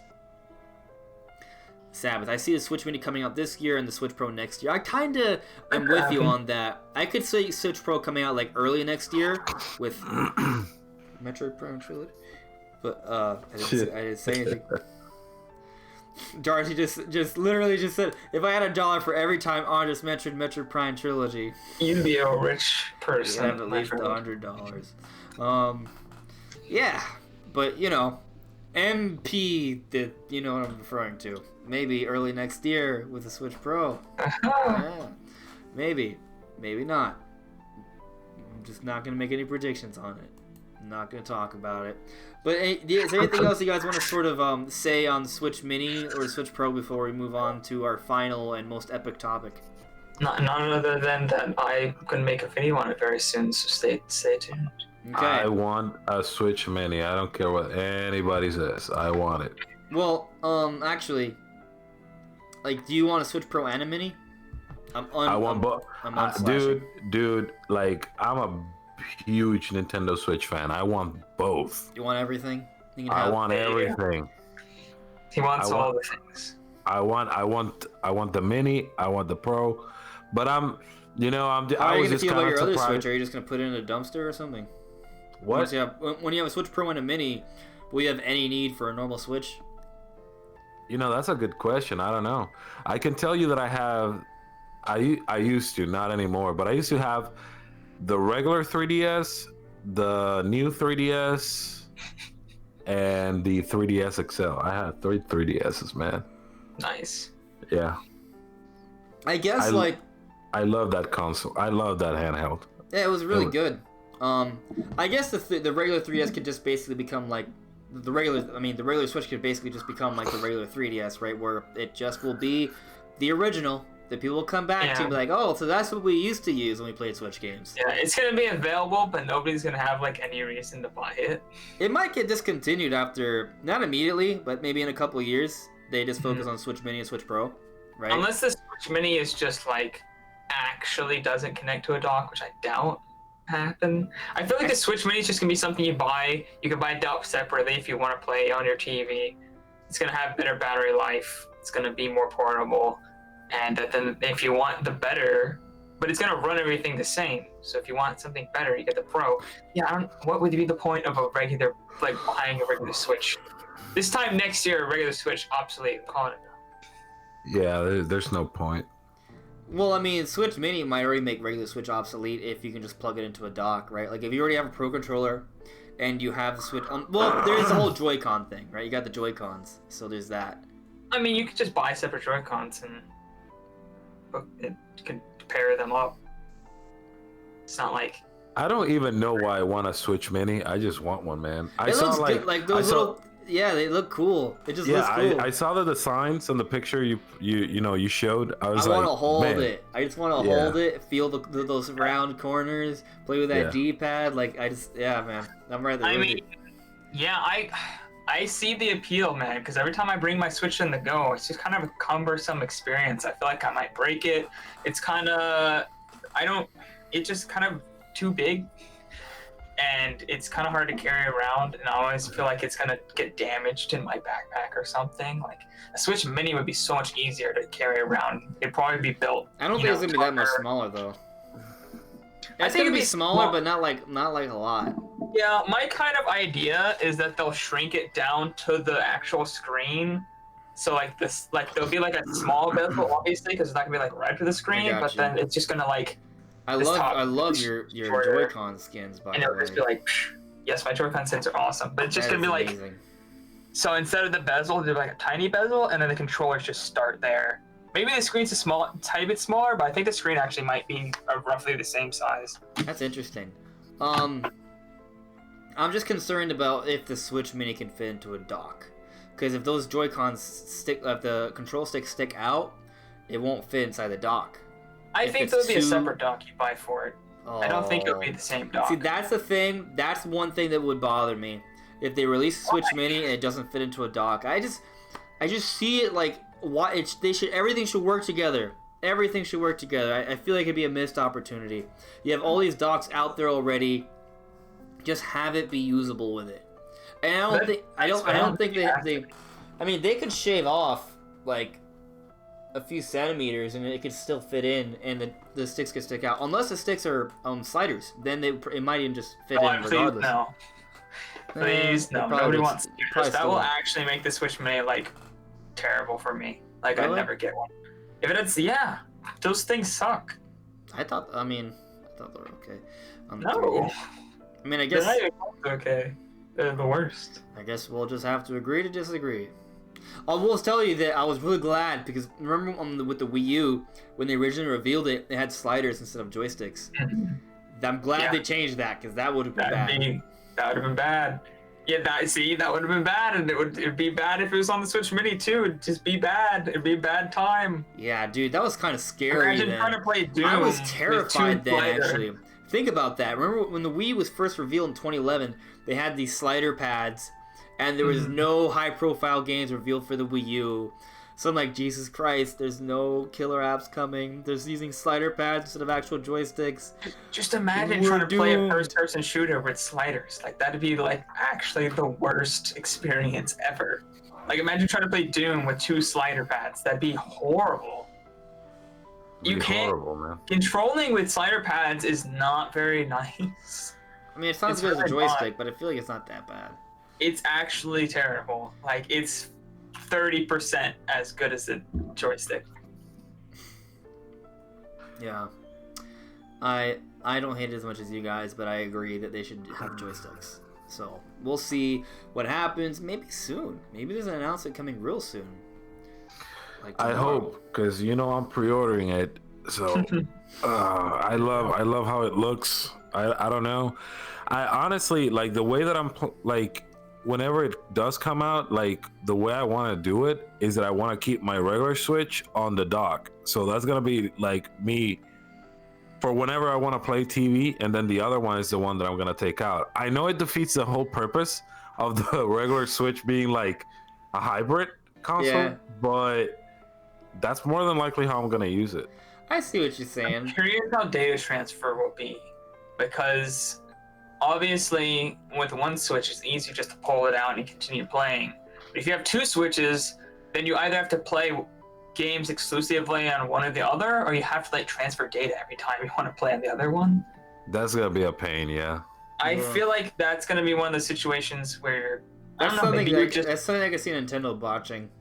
I feel like you would just dock your. I think you would just get rid of your normal Switch and just dock your portable Switch and just be done with it. I don't feel like there's gonna be any advantages to your normal Switch over your Switch Mini and docked. So why not? You're right. I mean, you're definitely not wrong about that. You're right. Besides the fact you have to get up, pick it up. Man, I just love my regular Switch so much though. Like I don't know. You can keep it in a display case. Yeah. Cherish it forever. Yeah. There you go. Only my Joy-Cons weren't. The relic of the past. Yeah. Yeah. Let's move on to some Zelda discussion though. As Darcy suggested, it'll be another 5 hours. Maybe not 5 hours, but we're gonna talk about it. Brandon, do you want to save that for another video, or do you want to talk about everything we talked about on Twitter? I want to save because I'm not yet done theorizing and figuring out everything about that. Oh. Okay. Yeah. We had a top secret Twitter. I'm coming out with a timeline video tomorrow. Just spoilers. I love seeing timeline videos on Zelda, dude. That's like my jam. I got one coming out tomorrow. I guess what I could talk about is just kind of introduce people to my eventuality theory. Who knows about my eventuality theory? Crickets.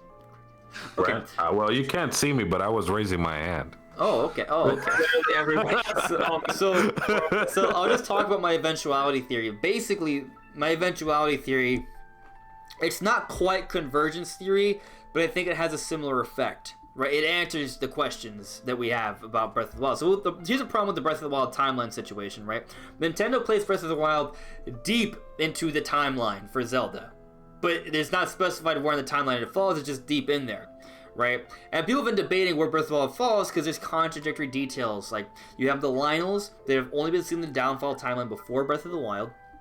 I hear a little bit of an echo. I don't know if one of you guys don't have your headphones in or something, but, like, so that you have the Lynels, right? And then also there's a Great Fairies in Breath of the Wild. Now, people say, oh, but Great Fairies are in other Zelda games too. Like, yes, but there's a difference, though.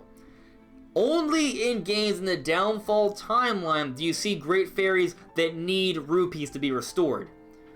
That also is in Breath of the Wild. The problem is that people stop visiting these Great Fairy fountains in the downfall timeline, so the Great Fairies lose. They need that attention. They need people to visit them. And when people stop visiting them, they need rupees to be restored. So that's also in Breath of the Wild as well. So that's all downfall timeline stuff, right? But then you have the rock salts making a reference to an ancient sea all throughout the map of Hyrule in Breath of the Wild. You have Koroks that was supposedly the Korkiri changed it to Koroks because of the sea, and then the Rito also evolved as well in the the adult timeline. That's where Wind Waker takes place. And then for the child timeline, where the Twilight Princess and the actual like Four Swords Adventures happen, in that timeline, that's what, you know, Twilight Princess. There's literally a line that Zelda makes a reference to the Twilight Realm. So you have all these contradictory details, so no one can really pinpoint where the game takes place. Which brings me to my eventuality theory. It's not quite convergence where the timelines just meet up. It's just magically, oh, hey, everything's fine again. What it actually is that regardless of which timeline you're in, eventually people will stop visiting the Great Fairies. They'll start begging for money because they'll need to be restored. Lynels will come down from the mountains and start attacking people regardless. Kokiri will evolve into Koroks no matter which timeline you're in. Rito will join the land of Hyrule. Maybe Ganondorf or Ganon will eventually just get sick of constant failure generation by generation, and that spirit of hatred that they have will amount to malice being created, leading to a generational attack by Calamity Ganon. So eventually, everything that happens in Breath of the Wild will happen in every single timeline, no matter what. So with that mindset, no matter which timeline you're in, thanks Houston, yes, I agree. No matter which timeline you're in, everything that happens in Breath of the Wild will come to pass. That's my theory, the eventuality theory. And it makes it, for me, it helps me to believe the Breath of the Wild makes sense. Now, I'm just kind of curious. How long did it take you to come out with that theory? Because I'll be honest with you, I love Zelda and everything, but I like hearing about it, but I can't come up with anything, man. Like, I would have to go back and look at all the videos I made, but I made like a lot of timeline videos early on my channel. And after making a video on convergence, well, first I made a video on talking about each of the three timeline options. Then I made one on convergence. Then I think like by the fifth or sixth timeline video, I came to the eventuality theory conclusion. So it took me a while to get there, but. So you're gonna do a video tomorrow? I'm checking. Yeah, it's coming out tomorrow. But I think when you take eventuality theory, it doesn't even necessarily pick a timeline. It just tells you that no matter which timeline you're in, all the contradictions are gonna happen regardless. You know, like there might be some exceptions, like in terms of historical events, I guess. Like like Ganondorf died on this mountain on this time of day, like, you know, with a stick up his butt. Details. The minor details, the specific details, like those things, I guess eventuality theory wouldn't really make up for, unless you start also putting into there that there's just like things that are destined to happen, right? Like maybe Ganondorf is destined to get stabbed in the chest twice, right? Like maybe, like, you know, like there's just, he has these fates that are just, maybe he was born one day and a witch told him, you're gonna get stabbed in the chest twice before you die, just so you know. Oh, and also in the head. And there's nothing you can do about it. Maybe that's why he goes mad. He's just so angry. He's like, damn, I'm gonna get stabbed in the head and the chest. What the flip? And then, you know, it's a self-fulfilling prophecy. In his efforts to take over the world so he doesn't get stabbed in the head and the chest by some random blonde kid, like, you know, he just becomes a bad guy, and then he gets stabbed in the head and the chest by some random blonde kid. That is definitely the official timeline of events. There you go. That's what it is. That's how it's gonna happen. But another thing I realized that I may have to make another video on, but there's actually some debate about who that Ganondorf could be. By the way, it's Ganondorf. Does anyone disagree that that corpse in the trailer is not Ganondorf? I mean, you can see it clearly. You can see the hair. You can see the jewelry. You can see. I think if you look at the light particles, you can actually see some Gerudo text there. Yes. Also. Yeah, that's been confirmed. That it is Gerudo text, and it says "Seal Ganon." Yeah, exactly. Yeah, I'm pretty sure it is Ganondorf at this point. So, but here's the thing, though. There's 3 different options. Because even assuming it's Ganondorf, there's still 3 different options. One, is it a completely new Ganondorf, right? Is it the Ganondorf from Four Swords Adventures, or is it the Ganondorf that we see in Ocarina of Time, Wind Waker, and Twilight Princess? That is the same Ganondorf, by the way. Some people don't know that, but it's the exact same person. It's been confirmed multiple times. Which one is it? I've always thought that. Okay, so you said the Four Swords. I know that one is a different one. Yeah, he was reincarnated in that game. And which other did you mention? The Ocarina of Time one? The original Ganondorf, he is the same one. The Ocarina of Time Ganondorf is the same Ganondorf in Twilight Princess and the Wind Waker. Just different timelines. Or if it's gonna be a new Ganondorf. Yeah, just a new one, like another reincarnation. I don't know, man. I feel like probably it's just gonna be like the same one as Ocarina of Time. I feel. That was my initial thought, and I still think that's probably the case. Yeah. Yeah, I think it's probably from Twilight Princess. But so my main reasoning for that is, one, this dude has been in multiple timelines. Like, he survived stabs to the head, seals in the sacred realm, you know, like literally trapped by the sages and stabbed with a magical sword. Like, he's survived so many things for hundreds of years. We've seen that already. So who better a candidate to be somehow like preserved for thousands of years and be the dude that's so freaking pissed off for being stabbed in the chest and the heart and having his plans thwarted time and time again, to be the root of the malice that causes the calamity again. Like, I think that makes the most sense. And on top of that, at the end of Twilight Princess, what happened? He got stabbed in the chest again. He had that hole in his chest. And it looked like he died. But what if he did die, right? But some Yiga or Sheikah that just pissed off, they took the corpse and they put him somewhere. Maybe it wasn't even Yiga or Sheikah. It was just like, hey guys, this corpse is weird. Like, it's starting to emanate some dark aura. So maybe the Zonai, they found it. They found this corpse that was emanating malice, and they sealed it away somewhere deep underground Hyrule. And that's why you see those texts that say "Seal Ganon," because they knew this thing was emanating the essence of Ganon, this corpse, and they couldn't destroy it. Maybe that's how it that's how the event sort of took place. Right. The reason why I think it's the same Ganondorf, and I mean, you of course, you have more knowledge about this than I do. Like, I used to be huge into like the timeline and all that, but you know, I kind of drop off after, you know, Wii U and all and all that. I haven't done any more research. When Breath of the Wild came out, I just didn't even like follow that. You have to be a timeline scholar. Like, you could teach Zelda timeline stuff in college. Yeah, absolutely.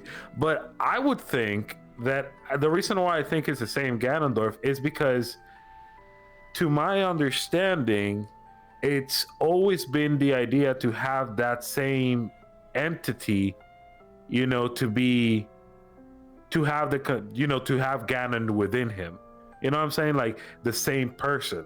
That's what I understood, and that's what I saw based on the games. The Four Swords one, I think it's more the reason it's more like a puppet type of deal with him. It's not so much like he's the real one or anything like that. He's not even. I don't even think he's that powerful when you compare it to like the other ones. He's not as cool, like man. He's a one game 2D character, right? Like he's, you know what I mean? Like this. He is Ganondorf, though. He was born of the Gerudo. He's one of the Gerudo that was born every 100 years. Like, he is Ganondorf, right? He has a similar backstory to the original Ganondorf. And I haven't played Four Swords Adventures. I've just read about all of this, just for the record. Right. But he got the Trident, and with the power of this special Trident, that's how he was able to transform into Ganon at the end of the game. But here's another interesting thing. I was reading about it, and apparently... this was confirmed by Hyrule Historia. I have that book and I haven't even read it, man. Like I had there's a lot of information in there. Yeah, I had it both. I have it both. I have it in physical, and I had it because the Wind Waker. I have a digital version. That's what I had. Yeah, the Wind Waker. Because the Wind Waker HD had it with a Wii U, so like I purchased like the bundle and everything, and I had it on the Wii U as well. But I sold my Wii U, so. Oof. I had that, and that's what happened to me. I was reading it, and then I sold my Wii U to get the Switch. Actually, like, dang it! I really wanted that to read the rest of that book. Actually, I didn't sell my Wii U. I should clarify. I gave it away. That's how much I liked it. I was like, just have this. I got like $400 at GameStop in trade-in value. I want to get back to the point I was making. Sorry, I was just saying though that in Four Swords Adventure, Four Swords Adventure, supposedly this is confirmed by Hyrule Historia. There is a evil spirit that took the place of like a Dark Link that you find in that game. It's been confirmed that was this evil spirit of Ganondorf, the original Ganondorf. So even though there was a Ganondorf in Four Swords Adventure, an evil spirit that took the form of the Dark Link in Four Swords Adventure, according to Hyrule Historia, is the evil spirit Ganondorf from the original Ganondorf. So weird. Yeah. But the reason why some people think it could be the Four Swords Adventure Ganondorf is because on the walls you see in the trailer you see a Ganondorf on a horse with a trident, right? So that's a reasonable reason to think it could be a Four Swords Adventure one. But in Four Swords Adventure, the evil spirit is the original Ganondorf that takes over the Dark Link, according to Hyrule Historia, even though there's an actual Ganondorf in the game. So there's two Ganondorfs in the game, apparently, right? But also, go back to Twilight Princess. What? I said that makes all kinds of sense. Yes, it does, right? But what's interesting in Twilight Princess, right, if you guys remember, not only does he have a hole in his chest and he's a very angry man, right? But we see him in spirit form. We see his head, like this aura, like we see him do that. Isn't that kind of similar to what the Calamity Ganon already is? Like Ganondorf already has like these aura-like powers already. So he almost feels more like a force of nature rather than, even in Twilight Princess, right? So he was already becoming kind of like a god in Twilight Princess. So just imagine that hatred and power just festering for thousands of years from this corpse, and it's leaking out from that hole in his chest. That's why they had to seal it away, right? Like I've heard some people say, "Oh, like that didn't happen at Twilight Princess." Well, they took the body. The body was still there this whole time. So I think it's probably Twilight Princess Ganondorf, because there's all these details, right? Like if you play Twilight Princess, if you read Hyrule Historia, you see what happened in Four Swords Adventure, right? Like he's this evil spirit that lingers for years already, and he has this aura about him. He has the chest, the angriness, the constant failures. It makes sense that the original Ganondorf that's already proven to survive stabs to the head, to the chest, to survive for hundreds of years and appear in another game. Why not be an evil corpse that's been stuck under Hyrule, just pissed off as hell, leaking malice? Yeah. And at the end of Twilight Princess, he before he dies, like he's almost fine. Like he gets up and he's just like about to fight him again, and he's kind of like, "It's not over. I'm going to return. I'm going to get you." Like he says something about the history of light and dark will be stained in blood. This isn't over. Like wait, we're talking about Demise or Ganondorf? Ganondorf. Okay. In Twilight Princess, he says that, like, and then like, he was fine, And then the Triforce kind of faded, and then he died. So it could just be that he was just, not actually dead. Because that dude was literally stabbed in his chest I think he's kind of like a ghost. I think it's kind of like a ghost that's like an evil spirit that wants to haunt, right? But throughout the series, there's always been this theme of resurrection with the evil Demon King, right? So maybe what we're seeing in Breath of the Wild 2 is a resurrection. Like, he is dead, but there have been motions put into place where that evil spirit was put into this corpse and it's not quite alive yet, right? Like, which is interesting. So think about this. In the Breath of the Wild sequel trailer, what do we see? We see that one scene that looks like lightning. It looks like it's like a Frankenstein moment. You guys know what I'm talking about? Mm-hmm. Where they do that flash? It's almost like a Frankenstein moment. So what if that's the moment where, like it makes his heart beat? That's another thing. In the trailer, we hear a heart beating. It's Frankenstein, Ganondorf. There you go, Frankenstein. Think about it. That's what's happening. It makes sense. Why do they have a heart beating? Why is there like it's not actually a lightning strike, but they make it look like one. It's literally like the Frankenstein creature revival or resurrection. Yeah, that's pretty good thought. Frankendorf. Yeah, you ruined it there. No, but seriously, no, that's a good thought right there. I seen people say crazy things like this can't be Ganondorf because that corpse has long hair, and I've seen theories like yours. So yeah, definitely gonna watch that video. Long hair. He just that's what I said. I said, well, you never played a Zelda game in your life because I always thought he had long hair. Yeah. His hair is pretty long in like every game. Also, Brand, you brought this up. I don't know. At some point, you brought it up, maybe to me or publicly. But we've officially seen the same Ganondorf in Ocarina of Time, in Twilight Princess, and the Wind Waker. Those are all these same Ganondorf. Mm-hmm. Their designs and looks are completely different, but we know it's the exact same person. It's not a reincarnation; it's the exact same person. So anyone who wants to make like an argument, he looks a little different, like he's not quite exactly the same. We've already seen 3 different games where his design is completely different. They always change his design to fit the art style better, even though it's the same person. Yeah, and that's the thing. And there's so many things about these Ganondorfs that you can say is the same. Like, for example, like the one for the Wind Waker doesn't look anything like the one from Ocarina of Time, but you know that he's the one from the Ocarina of Time game because he even calls like Link from the Wind Waker, you are the hero of time, but reborn. So he knows who the hero of time is, He's faced the hero of time. Right. So. Isn't that kind of weird? That kind of gives me chills thinking about like this dude's been surviving for generations. Like, so you've finally been reborn. Well, the mice said it, like every time there's somebody of your kind, I'm gonna come back, kick your ass. So I'll probably lose, but I'm gonna try kick your ass. Yeah.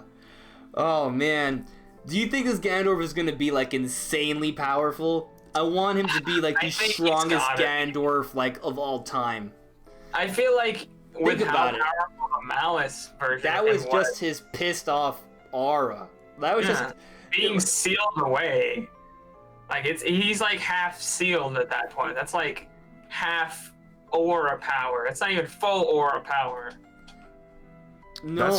That's just aura leaking out. Just imagine when he wakes up. Yeah, dude. And it's been like festering and growing over all this time. Like, what if he's just been getting stronger slowly over thousands of years? Like, he's a monster. He's kind of like Frieza, actually. Think about this. So, who watched Dragon Ball Super? I do. All right, so you know what I'm talking about. So in Dragon Ball Super, what is the explanation for Frieza getting stronger even though he's been dead this entire time? Because he never trained before. He had to train. I think he trained a certain amount of time in order for him to achieve the golden form. Otherwise, prior to that, he had never trained in his life. Yes, but after that one, when he's in hell, when they bring him back for the Tournament of Power, he was so pissed that he focused his energies on killing Goku that he learned to maintain his golden form. Right. Yep.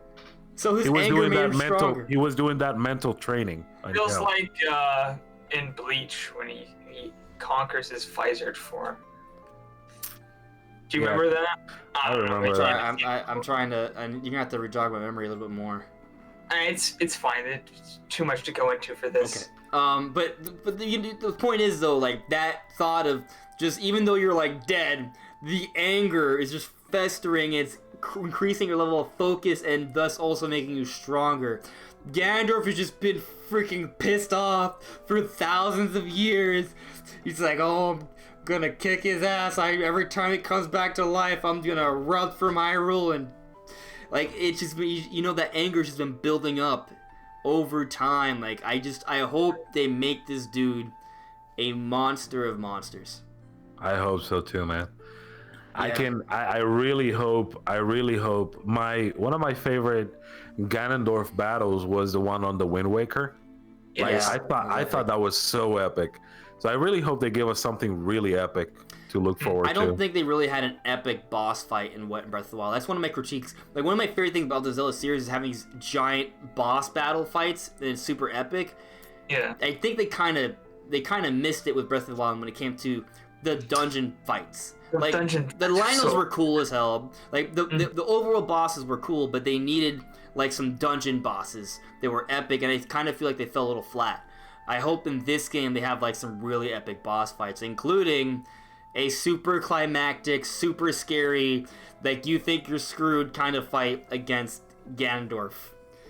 And I want to see him transform into an actual beast Ganon that isn't like a stupid puppet. The worst thing ever. Yeah.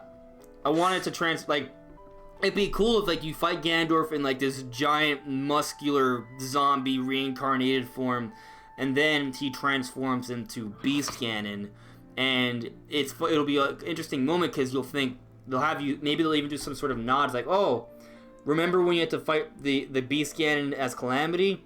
Well, this thing is like way worse, and it's not just some stupid tank. It's like this grotesque, monstrous form that's like breaking everything around it. Like, oh man, I hope that they do some crazy stuff with it. Like, I really hope that they go in on this. I think they are. I kind of get those vibes that they're gonna, bring back the dungeons, make this really dark, like, kind of like that train of thought of like kind of taking some of the elements from Ocarina of Time and Twilight Princess, but with Breath of the Wild style, where you have the overworld, you have the exploration elements and the difficulty, like put that all together, and you have the best game ever. Yeah, I think this game is gonna be amazing though. Like I know we just saw like a little bit of a trailer, but everything that people are coming up with, like theory wise, and how the game is gonna be. I'm excited. I love Breath of the Wild. I was even playing it yesterday, so I've been thinking about getting back into it myself. So I kind of always go back to it every once in a while. It's just fun to play, man. Whenever you're there, I've been playing it in VR. It's been awesome. I want to just play it, beat it in master mode. Maybe try and get all the Korok seeds. I don't know how, but maybe I'll try. That is one of those things that I do not have the patience for. Yeah, so let me ask you, Brandon, I know you agree with me, but Ray, when do you think the game's coming out? Probably next year. Yeah. Like by holidays or something like that. So I would think so. I don't know if you saw my video, but that's literally when I think it's coming out. Oh, really? Yeah. Oh, okay. Yeah. I thought so, just because from what we saw in the trailer, it looks far along. Yeah, it just I don't think they would show a trailer, like that, and just expect us to wait like 7 years for it. You know what I'm saying? And I feel like when it comes to the game itself, I think that I don't know much about gaming, so about game development. So Brandon may correct me, but I think that the most difficult thing of a game is just like develop the engine and what's gonna be running. So since it seems like they're gonna be using the same engine, I can imagine that the hardest part of it is done already. Absolutely. So you're right. It's just a matter of improving certain things, and add whatever else they have to add, in order to make this game different. A friend of mine came up with a theory that we're gonna be playing obviously in the same Hyrule, but we may see like a dark world, a dark version of Hyrule, which I thought it was kind of interesting, and I can see them doing. They've done that multiple times. Yep. I think they could do it again. What I would like to see though, so first of all, it'd be really cool if they did that through time. Yep. Like if you got to visit old Hyrule by going back in time, like that'd be a cool dark world mechanic. But another thing they could do, right, is that we already see Link and Zelda exploring underground Hyrule, like deep underground. So what if this dark world is really just the underground Hyrule, right? And there's a whole underground Hyrule. And when we see the castle coming out, there's a lot of shaking, right? So maybe there's a lot of tectonic activity that opens up different parts of the world so you can access the darker underground elements of Hyrule. Maybe that's the dark world this time around. Or maybe they do that and have a dark world or an in the past world. Yeah, that would be amazing. I mean, and like, the I Temple feel of like Time, bro. They had an emphasis on the Temple of Time. What if on the Great Plateau, the Temple of Time, it opens up again and you can chant, you can go back in time, you can do time travel again. Oh, I would love that. I would definitely love that. That would be so dope. Yeah, you were gonna say something. I cut you off. Who, me? Yeah. No. I said what I had to say. I mean, I think that the game is gonna come out next year because I feel like the game. I feel like the game is just the hardest stage of it is just done. So it's just a matter of adding and adding and adding. And I feel that it's something that is possible. And I feel like if they're gonna, it's different with than the Metroid Prime. They don't have a working model of that. They just show us the font. They were like, okay, this game is in development. We got the font done, guys. Yeah, exactly. But we were able to see that they know what they want for the story of this game. They already have a story. That's already a story trailer. Exactly. And so they always work on story late into development. They work on gameplay mechanics first, then they fit a story around that. Yeah, you know how it is with them. I mean, with Nintendo, if it ain't fun, why bother? Right. That's exactly their mantra. So gameplay definitely, so gameplay and everything comes first for them. So yeah, I mean, I think next year is looking likely. I would think that would be probably their holiday hit. Yeah. The way I envisioned the timeline for the Zelda hype cycle. So we got this tease, right, with the story trailer, but then the Game Awards we're gonna get another trailer. I don't know if it'll be story. I don't know what it'll be. Maybe it'll be something else, and they'll give us a release year, and then they will not talk about it until E3. But they'll say, "Oh, we're gonna focus on Zelda at E3. We have this huge Zelda 2 and Breath of the Wild 2 blow up at next year's E3. That's gonna be like the star of the show, and then it'll come out holiday." Yeah, I think that could definitely happen. And hopefully it hits November, right? Maybe Pokemon takes a break next year, right? And it hits November and it gets Game of the Year at the Game Awards, and they announce DLC. Yeah, there you go. That's my perfect Zelda timeline. I would love that. I feel like it's gonna happen. I'm okay, and people are gonna be freaking out too because Nintendo's gonna be super quiet about I can't, even if they talk about the Game Awards, like from Game Awards to E3, people are gonna saying, "Oh, the game's gonna get delayed. It's gonna get delayed. Oh, they haven't talked about since the Game Awards since December," and they're like, "No, E3 is when they're gonna like really focus on it." And they're gonna be tons of people saying, "No, it's just not happening, man. Just like Animal Crossing, they're gonna delay it," and then a week or two before E3, it's just like, "Hey guys, so this is when we're doing our direct presentation, and we're gonna focus entirely on Breath of the Wild 2. See you then." Like, I don't think they won't do it entirely. It's not gonna be the Wii U days, but it's gonna be. It's not gonna be E3 2016. It might be like a third of the show or something. Like, it's gonna be a big deal. Mm-hmm. Was 2016 the one that ended up with Nintendo Land? No. No. That was. Oh like, no, that's right. 2012. Breath of. Oh God. Yeah. Where am I? Yeah, 2016. Yeah. 2016 is when they showed just Breath of the Wild, right? Just that. People were like, "Oh, how can they get away with having only one game at E3?" They did. They announced They did, it. and they won. They won E3. They didn't just get by. They won E3 with one game. Yeah. Yeah, that was epic, man. I do think I kind of was saying before E3 that if they could get a Breath of the Wild out next year, then they would probably announce it this year, because I feel like the hype cycle for Zelda is going to be bigger and longer than, you know, like Smash and stuff. So I could definitely see, well, this year, even like the big games like Animal Crossing only got like 3 minutes. I think next year is going to be a little different. We're going to get a bigger segment for Breath of the Wild, a bigger focus during E3, because I feel like they just treat Zelda differently than even like literally any of their other, like even more than Mario, even more than Smash. They treat Zelda with they just always give it more of a showcase, and they show it off earlier, and it's just a bigger hype cycle than literally any of their other franchises, which is why we're seeing it so early. I mean, Zelda's like kind of like pretty much the only game that Nintendo puts out that like is going to be a for sure Game of the Year candidate, right? Like Super Mario Odyssey. I mean, if it was any other years, Mario Odyssey would have won Game of the Year. Absolutely. Smash Ultimate, though, was it even a Game of the Year candidate? No, it came out too late. Oh, so I guess technically it'd Game of the Year be for year. This December. I don't know if it will, though. I don't see it being. It might be a candidate. I don't see it winning. Well, I just I don't think it will. like I kind of forgot that it was even eligible. Like what else? What are going to be the Game of the Year candidates? Resident Evil 2 remake. Yeah, I have no idea what else has come out this year. Man, what a shit year. I think for third party, it's been a little slower. I can't think of. I mean, maybe it's because I'm mostly a Nintendo fan. I feel like I don't know, man. I feel like PlayStation's been dead. Spider-Man was. No, that was last year, man. Was last year. PS4 had a huge 2018. Now they're just didn't even show up to E3.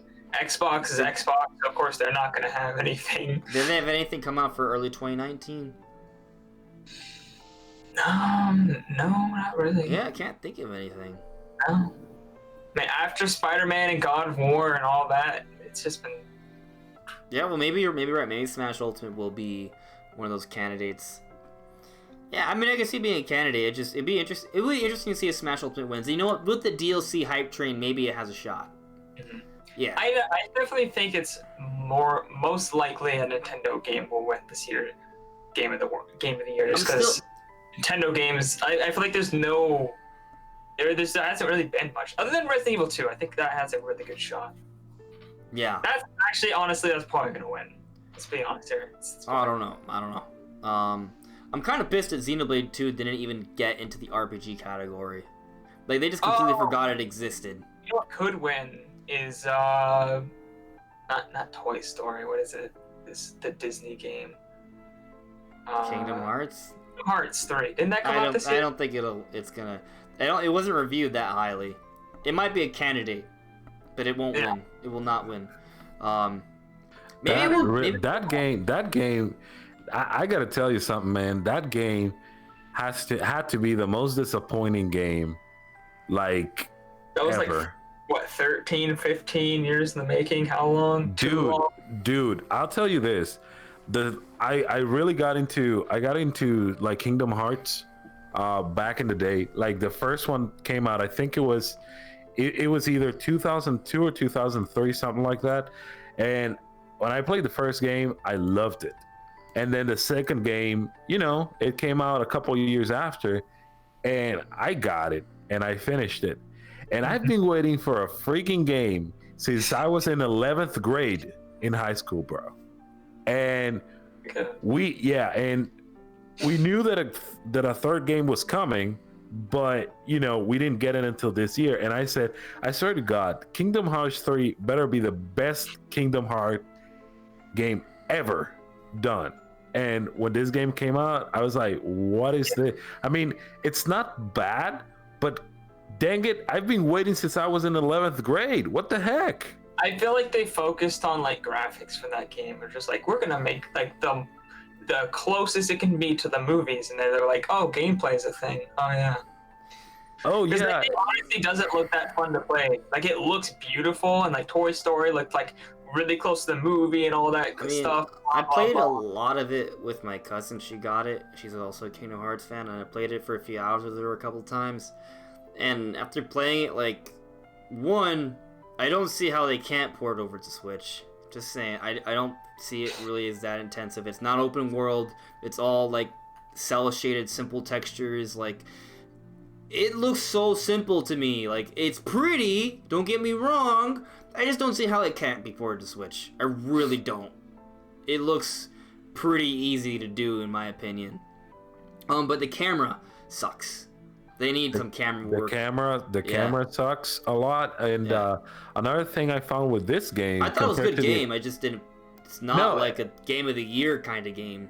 And I think it's a good game too. It's just that I was a fan, and I've been waiting for such a long time, and this is it. And I don't want to sound like an entitled gamer, but at the same time, it's like, guys, really, like, come on, you know? It's the same thing with Final Fantasy VII. Well, actually, no, it wasn't Actually, I don't know if you guys were, you know, if you guys followed this, but you guys remember Final Fantasy 15? It was called Final Fantasy 13 Versus, back when it was announced for the first time. I was still in high school. Yeah, I was still in high school when that was announced, and it just came out a couple years ago. I was like, Square is a mess.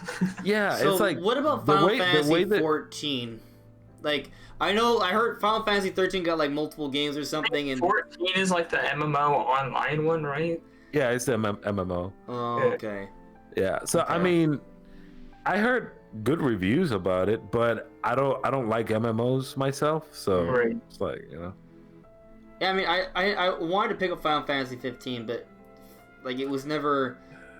From what I heard about it, like it looks really epic and cool, but like from reviews, like it just didn't seem like a must-buy for like. It's not a bad game, but again, it was just one of those things. They announced it so many years before, and they were showing, and the screenshots they were showing were so badass, and when you bought the game, it just looks nothing to what they originally announced. It doesn't have the same idea that they were sharing at first. It's just a totally different game. They even changed the name of Final Fantasy 13 Versus to Final Fantasy 15. I remember that game. People were like comparing that to Xenoblade Chronicles X and like trashing Xenoblade Chronicles X because Final Fantasy 15 like looked way better. And I was like, they're not even like the same kind of game. It's a beautiful game, but I mean, it's not a big deal. I wanted to get it on my PC, but the benchmark didn't run well, so I was like, well, guess not. Nah, I mean, it's one of those games that is good, but you won't die for just, you know, not playing it, you know. Do you think whatever. If Kingdom Hearts 3 had come out, you know, like 3 to 5 years after 2, do you think it would have been like a good sequel?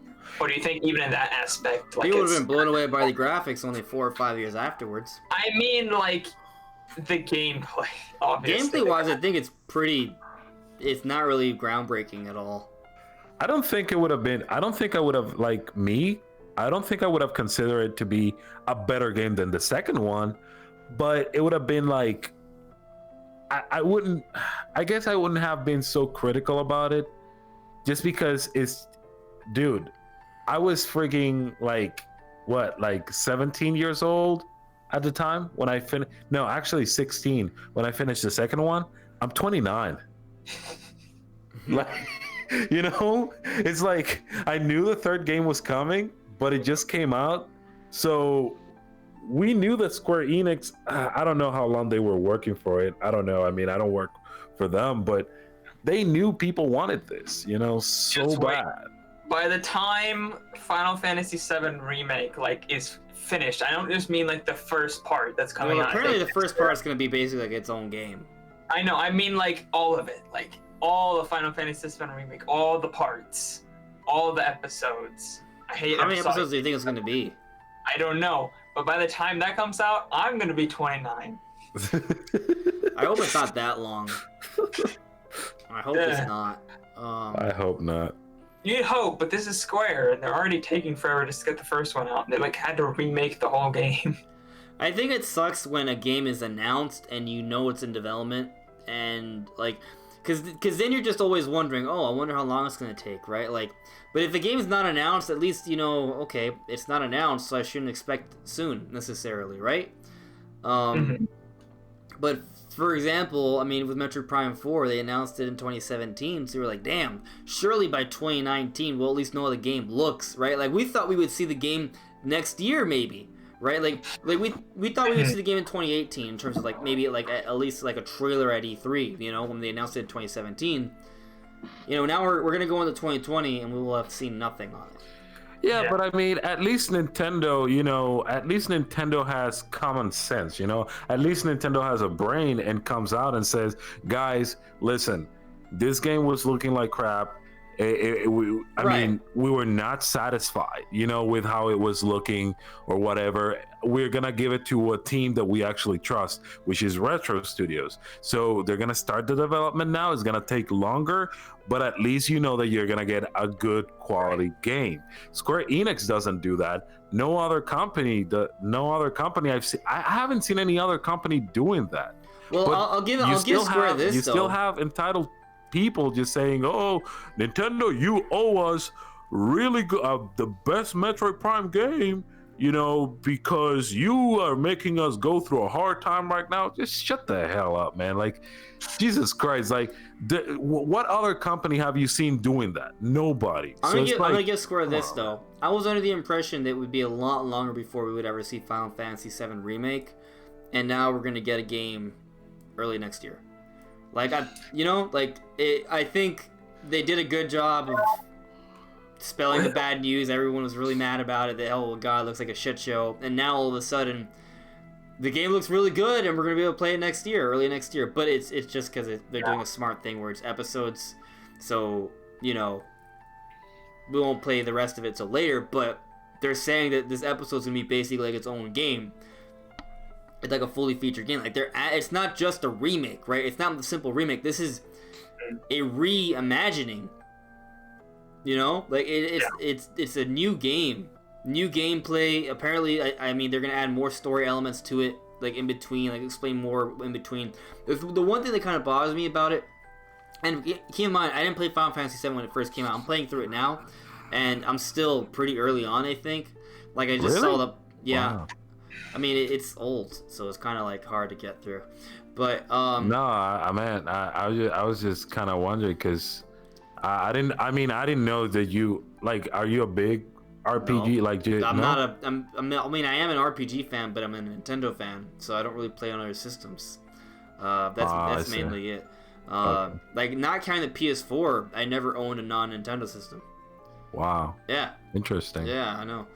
Fanboy for life.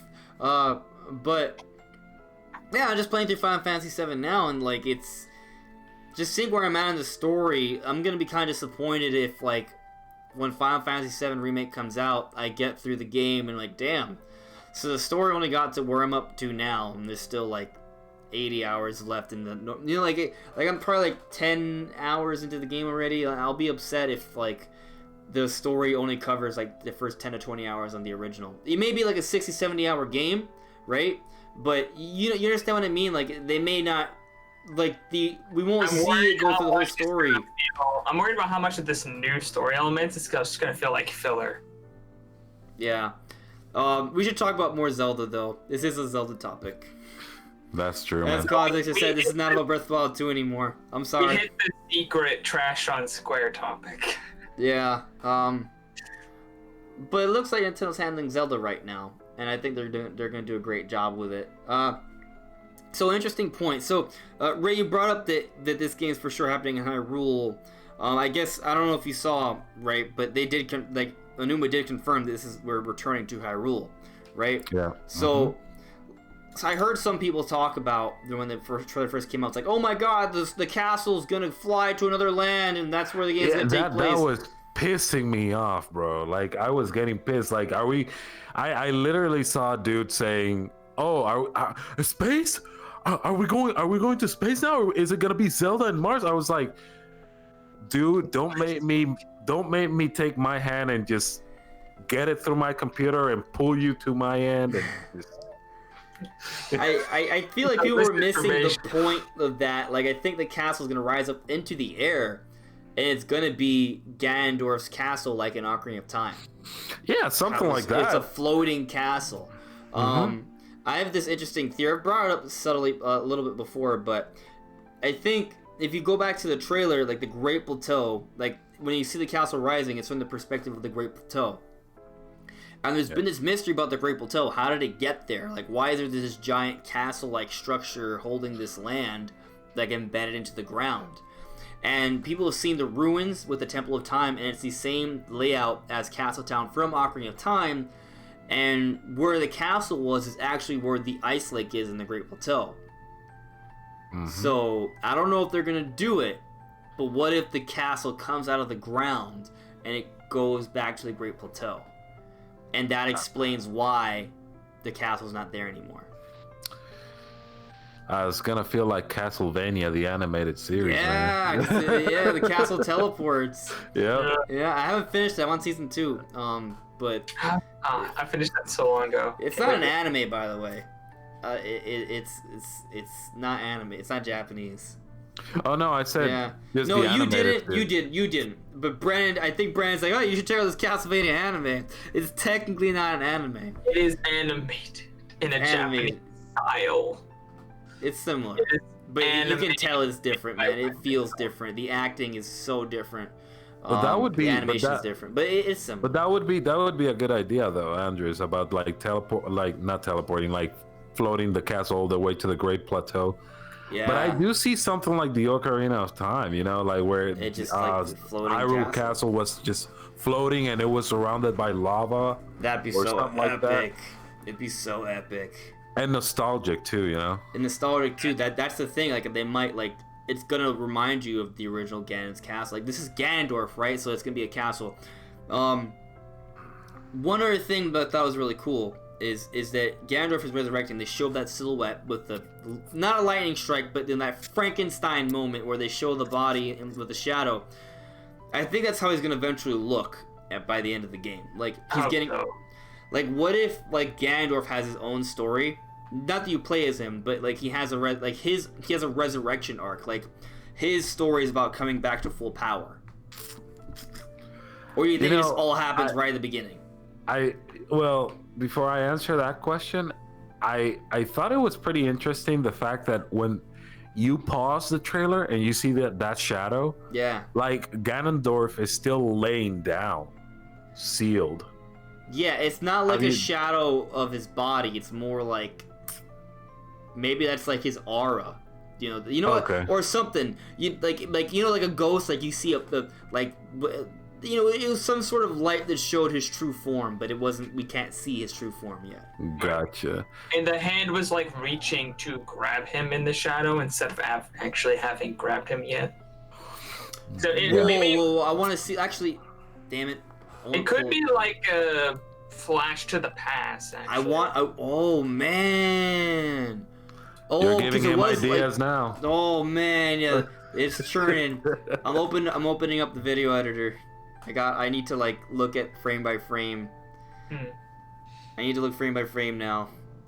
Something I'm hoping for, and I like about your resurrection arc idea is, I'd like in games where as you progress, the world changes and you can kind of feel like you're progressing. Like, it would be nice if in this one, as Ganon grows stronger, more things happen overworld, other than just, obviously when you defeat a Butterflying Beast, there's new colored versions of enemies that are stronger, yay. Like something more drastic, like something to visualize the fact that Ganon is getting stronger, that his powers progressing and things like that. Something to actually visualize that you're getting closer to an eventuality, like danger. I see what you mean. So the resurrection arc could be a good way of doing that. Maybe as he gets more powerful, you kind of see different things happen as he falls back to his true form. And it's obviously, since I think you can do dungeons in any order, it's not dungeon specific events. It's just, you've done a dungeon, it triggers the next event. Like I've seen that. You're talking about, like, for example, like as you progress, like you see changes like with maybe the weather or the sky or something like that, that just shows that Ganondorf is just getting more powerful and acquiring more power or something like that. Yeah, something like that. Yeah, that would be pretty cool. So I'm just here on the trailer thing. I want to look up that shot. Alright, so we are moving through this. This is an interesting, just seeing this in slow motion. Oh god. Oh god. It's getting all excited now. Oh man. You know how I love my... It's getting hype now. There it is. You guys can see on the stream, right? Hold on, I gotta catch it. Oh my god, dude. Brandon, I think you're right. I think it is like a past thing. Yeah, I see now. Yeah, it seems like a past thing. Like he's like... Because, alright, look, I'm going to flash it right now. Because look right now, you see the hand on the corpse, right? You see it. Like, you guys can see my mouse, I think. I think you guys can see my mouse. Yeah. Right, so that's where that is. Hold on, let me pause the stream on my end just so I have more resources. Alright, so, but when I go start moving frames... Damn it. I was doing something wrong. Alright, there we go.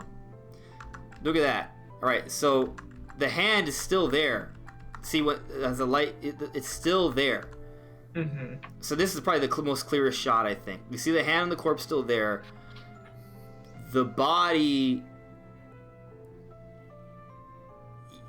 You see where the hand is at? It's not the same. It doesn't match up.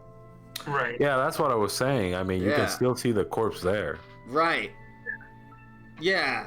That's how I always interpret it as a shot, like seeing back into the past. Right. Well, see, the thing is though, Ray, I thought I heard you with the corpse thing. I was like, all right, so that's I always thought of it as him as it's showing off how he's going to look, right? But I never realized that the hand was also different here, so it could be telling like a story between the hand and him in the past. It could, yep. That's so weird. Which might suggest time travel. Holy crap. That's insane. Also, and it's in black and white, so it's kind of, I think that does suggest like time travel, you know, like the white seems to be coming from the hand, which is on like the flash of light. Oh, you're right. It is the hand that gets really bright. Which is I don't know. strange because that is obviously like some kind of ancient Gerudo or Zonai or like that's good. It's a seal for Ganon. It's not evil. So if the flash, we assume maybe it's not necessarily good. It's just not on the side of Ganon. Well, earlier you were kind of saying like maybe the flash is him reawakening, but if the flash is coming from the hand, wouldn't that signal that the hand was reawakening him, which wouldn't make any sense since the hand is sealing him away. And I'll also say the hand doesn't look nice. It doesn't look like a good guy hand. It's all spiky. It does and creepy. seem to save But it Link. does save Link here. And let me point something. So look at this shot right here, right? This is Link grabbing Zelda's hand. Like it's like before. That's as close as they get, but it doesn't look like. It looks like he's gonna make it. Maybe not though. It's not confirmed. They don't actually grab hands. It's really close. But then you see here, this is Link's opposite hand, and it's grabbing his hand. So. I think what happens is that Zelda falls, right? They show... When did they show it? No, it's not here. It's later into the trailer, actually. Yeah, the trailer's all kinds of out of order. Yeah, it really is. Kind of makes going back and trying to figure out where things are kind of difficult. See, so Zelda falls here. I think this is where Link, you see it happen. I think this is where... that happens, and then Link goes back to like save her. Maybe he gets her, I hope, but we don't know. And then the hand grabs his other side and grabs him before he falls. I think he grabs her, but then he's also falling, so the hand saves him. They're kind of like chain linked together, kind of, Hopefully, because I really want Zelda to be playable, or at least a part like working with Link throughout the game. I don't want her to be like just lost again. I would love that too. Yeah. It's just kind of weird, man. If like they just you spent the entire Breath of the Wild 1 getting to her and saving her, And then Breath of the Wild 2, she's like, oh, I fell in a hole. Come save me. You know what'd be cool is if it was like a Luigi's Mansion, like Luigi situation where you could actually play 2-player as Zelda. Like you could switch between them, or you could have a second player also playing. Because Aonuma said for a while that he kind of wanted to put co-op into a Zelda game.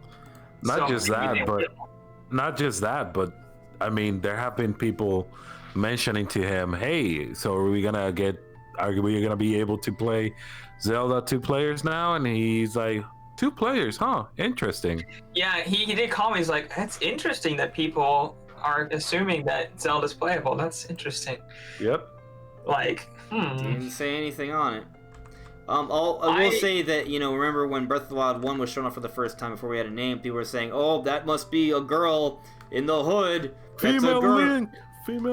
I remember that. Yeah, that was just people being dumb. There was literally no reason to believe it was female Link. Well, there was somebody that said that. Somebody saying, oh, that's Linkle. I was like, dude, shut up. Yeah. Oh, Zelda with a short hair. I'm seeing in the chat that she does look kind of like Linkle though. She does, but I mean, come on, like Linkle is not canon. Yeah, Linkle is not canon, and it's like it wouldn't make any sense for it to be Linkle. So, exactly. Sinus Joe's telling me to look up a picture of Yuga and compare to whoever's in the trailer. Yeah, they kind of look alike. Yuga is the guy from Link Between Worlds, right? Yep. Yeah. You can. Isn't he from Lorule? In the robe they have, like in the clothing, kinda. What image should I pull up to see him? Like I see these illustration pictures, but he just looks like a wizard to me. That looks kind of like Ganondorf, like clown Ganondorf. There's that's not Yuga. Period. I can see where he's coming from. Yuga's not a Gerudo. There's Gerudo symbols all over this dude. Yeah. No, I mean, I get where he's coming from. Like the clothing, the robe they have, maybe. I don't know. But he's not Ganondorf. But he doesn't have Gerudo symbols, so that's kind of a thing. And Yuga also, is like the he's from Lorule. Ganon of Lorule. Yeah. So, and this is obviously not. I mean, who's to say there won't be Lorule in the game, though?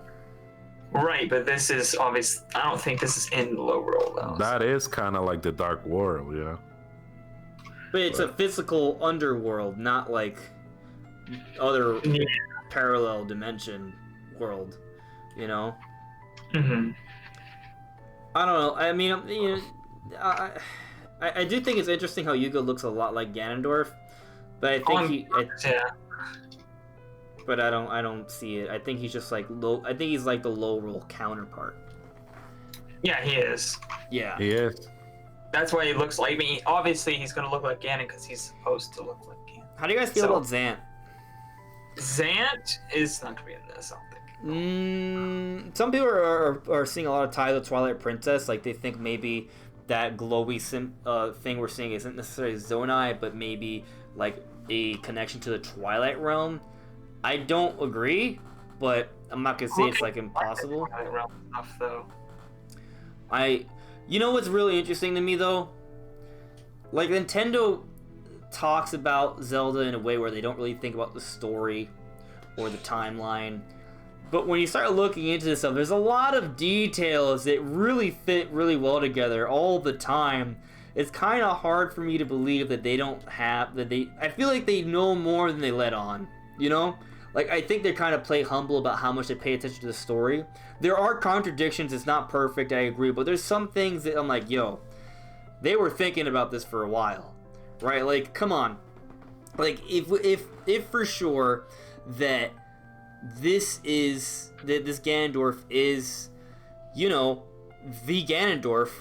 Like, if you go back and you watch the End of Twilight Princess, and you see all this, and you look back at the cutscenes that Toru talked about in Breath of the Wild, like, they made connections. Like, it seems like they had a plan, And even, throughout Breath of the Wild, like, they talked about a Gerudo 100 years ago. They talk about there being a source of the calamity. They have this calamity coming from under. It just seems like they always kind of knew that they wanted to do a sequel. Oh, I think for sure that they had a sequel planned initially. Well, maybe not initially, but I think when they were doing the story development for Breath of the Wild, they definitely had a sequel in mind. I think they knew that it was going to be a big, heavy hitter. I think they also knew that they're going to want to make another game sooner than Using that, just because it took them so long to make Breath of the Wild. Right. Make more money. Yeah, I don't sense. know if it was a thing planned at the beginning of Breath of the Wild, but it's easily something they could slip in the last year to develop it. So this is what I'm getting at. I'm gonna minimize it for a second. We may go back to going frame by frame.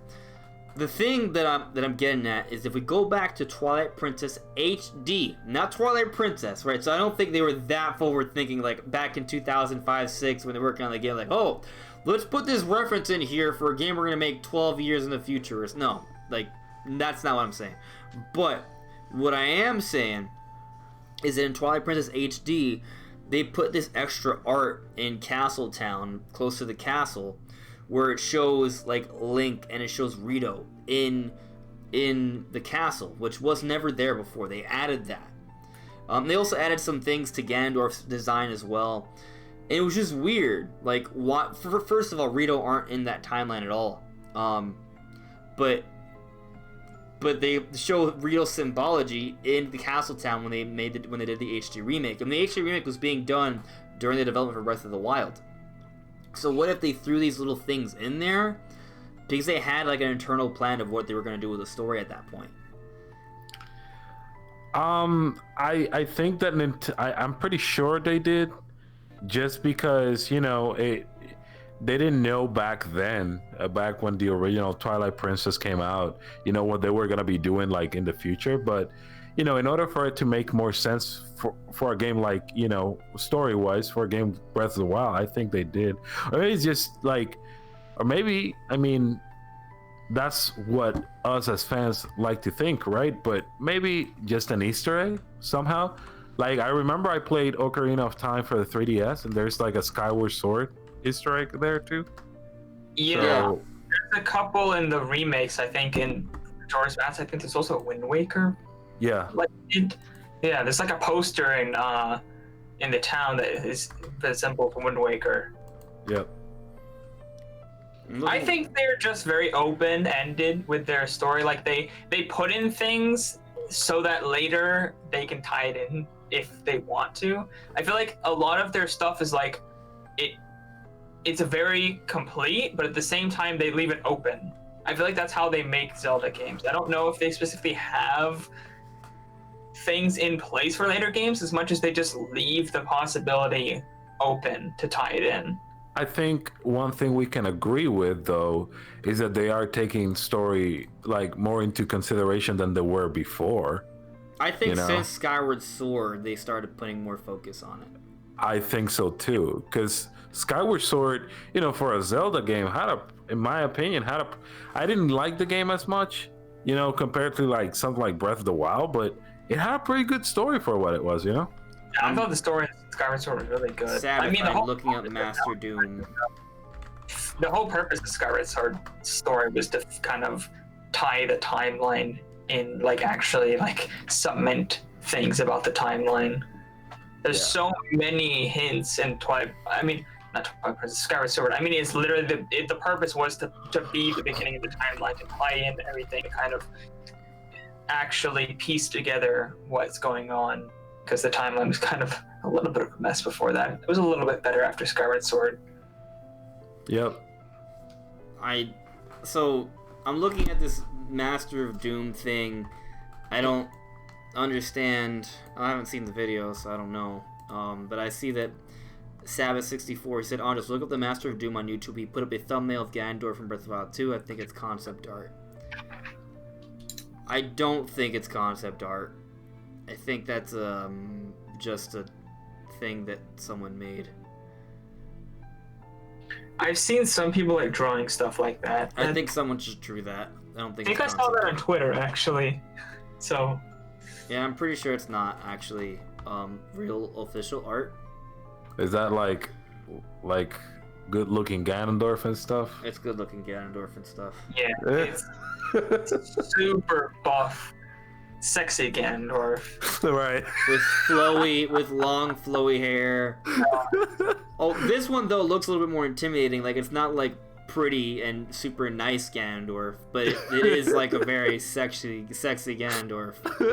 Yeah. Trust me, I don't think the purpose of Ganondorf is to look like that.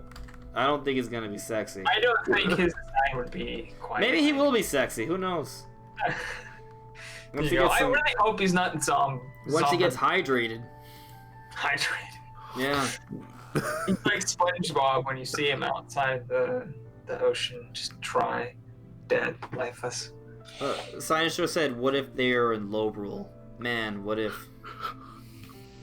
I really don't think. It's obvious they're in the same world. Well, Brandon, you pointed out that sun thing. Yes. Was I not supposed to say that?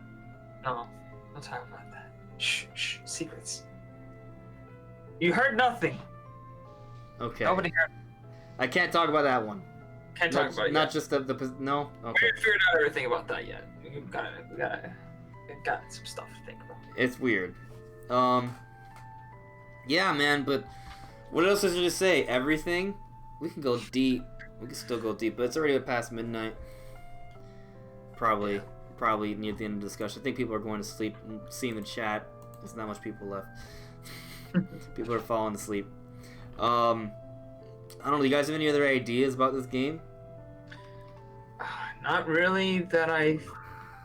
No, I can't really think of anything that's pressing that I need to say. No, I don't think so.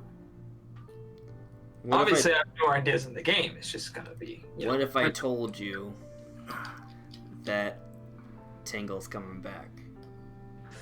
I'd be. Tingle never bothered me. I mean.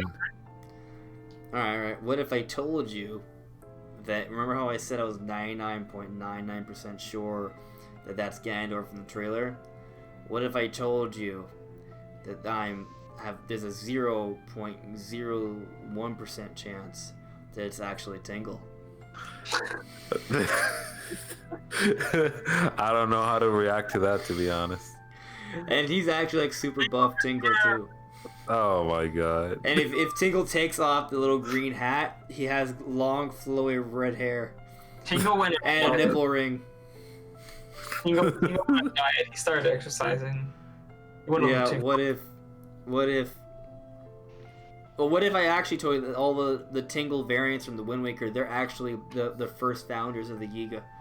They were actually Sheikah as well. They were covering their white hair.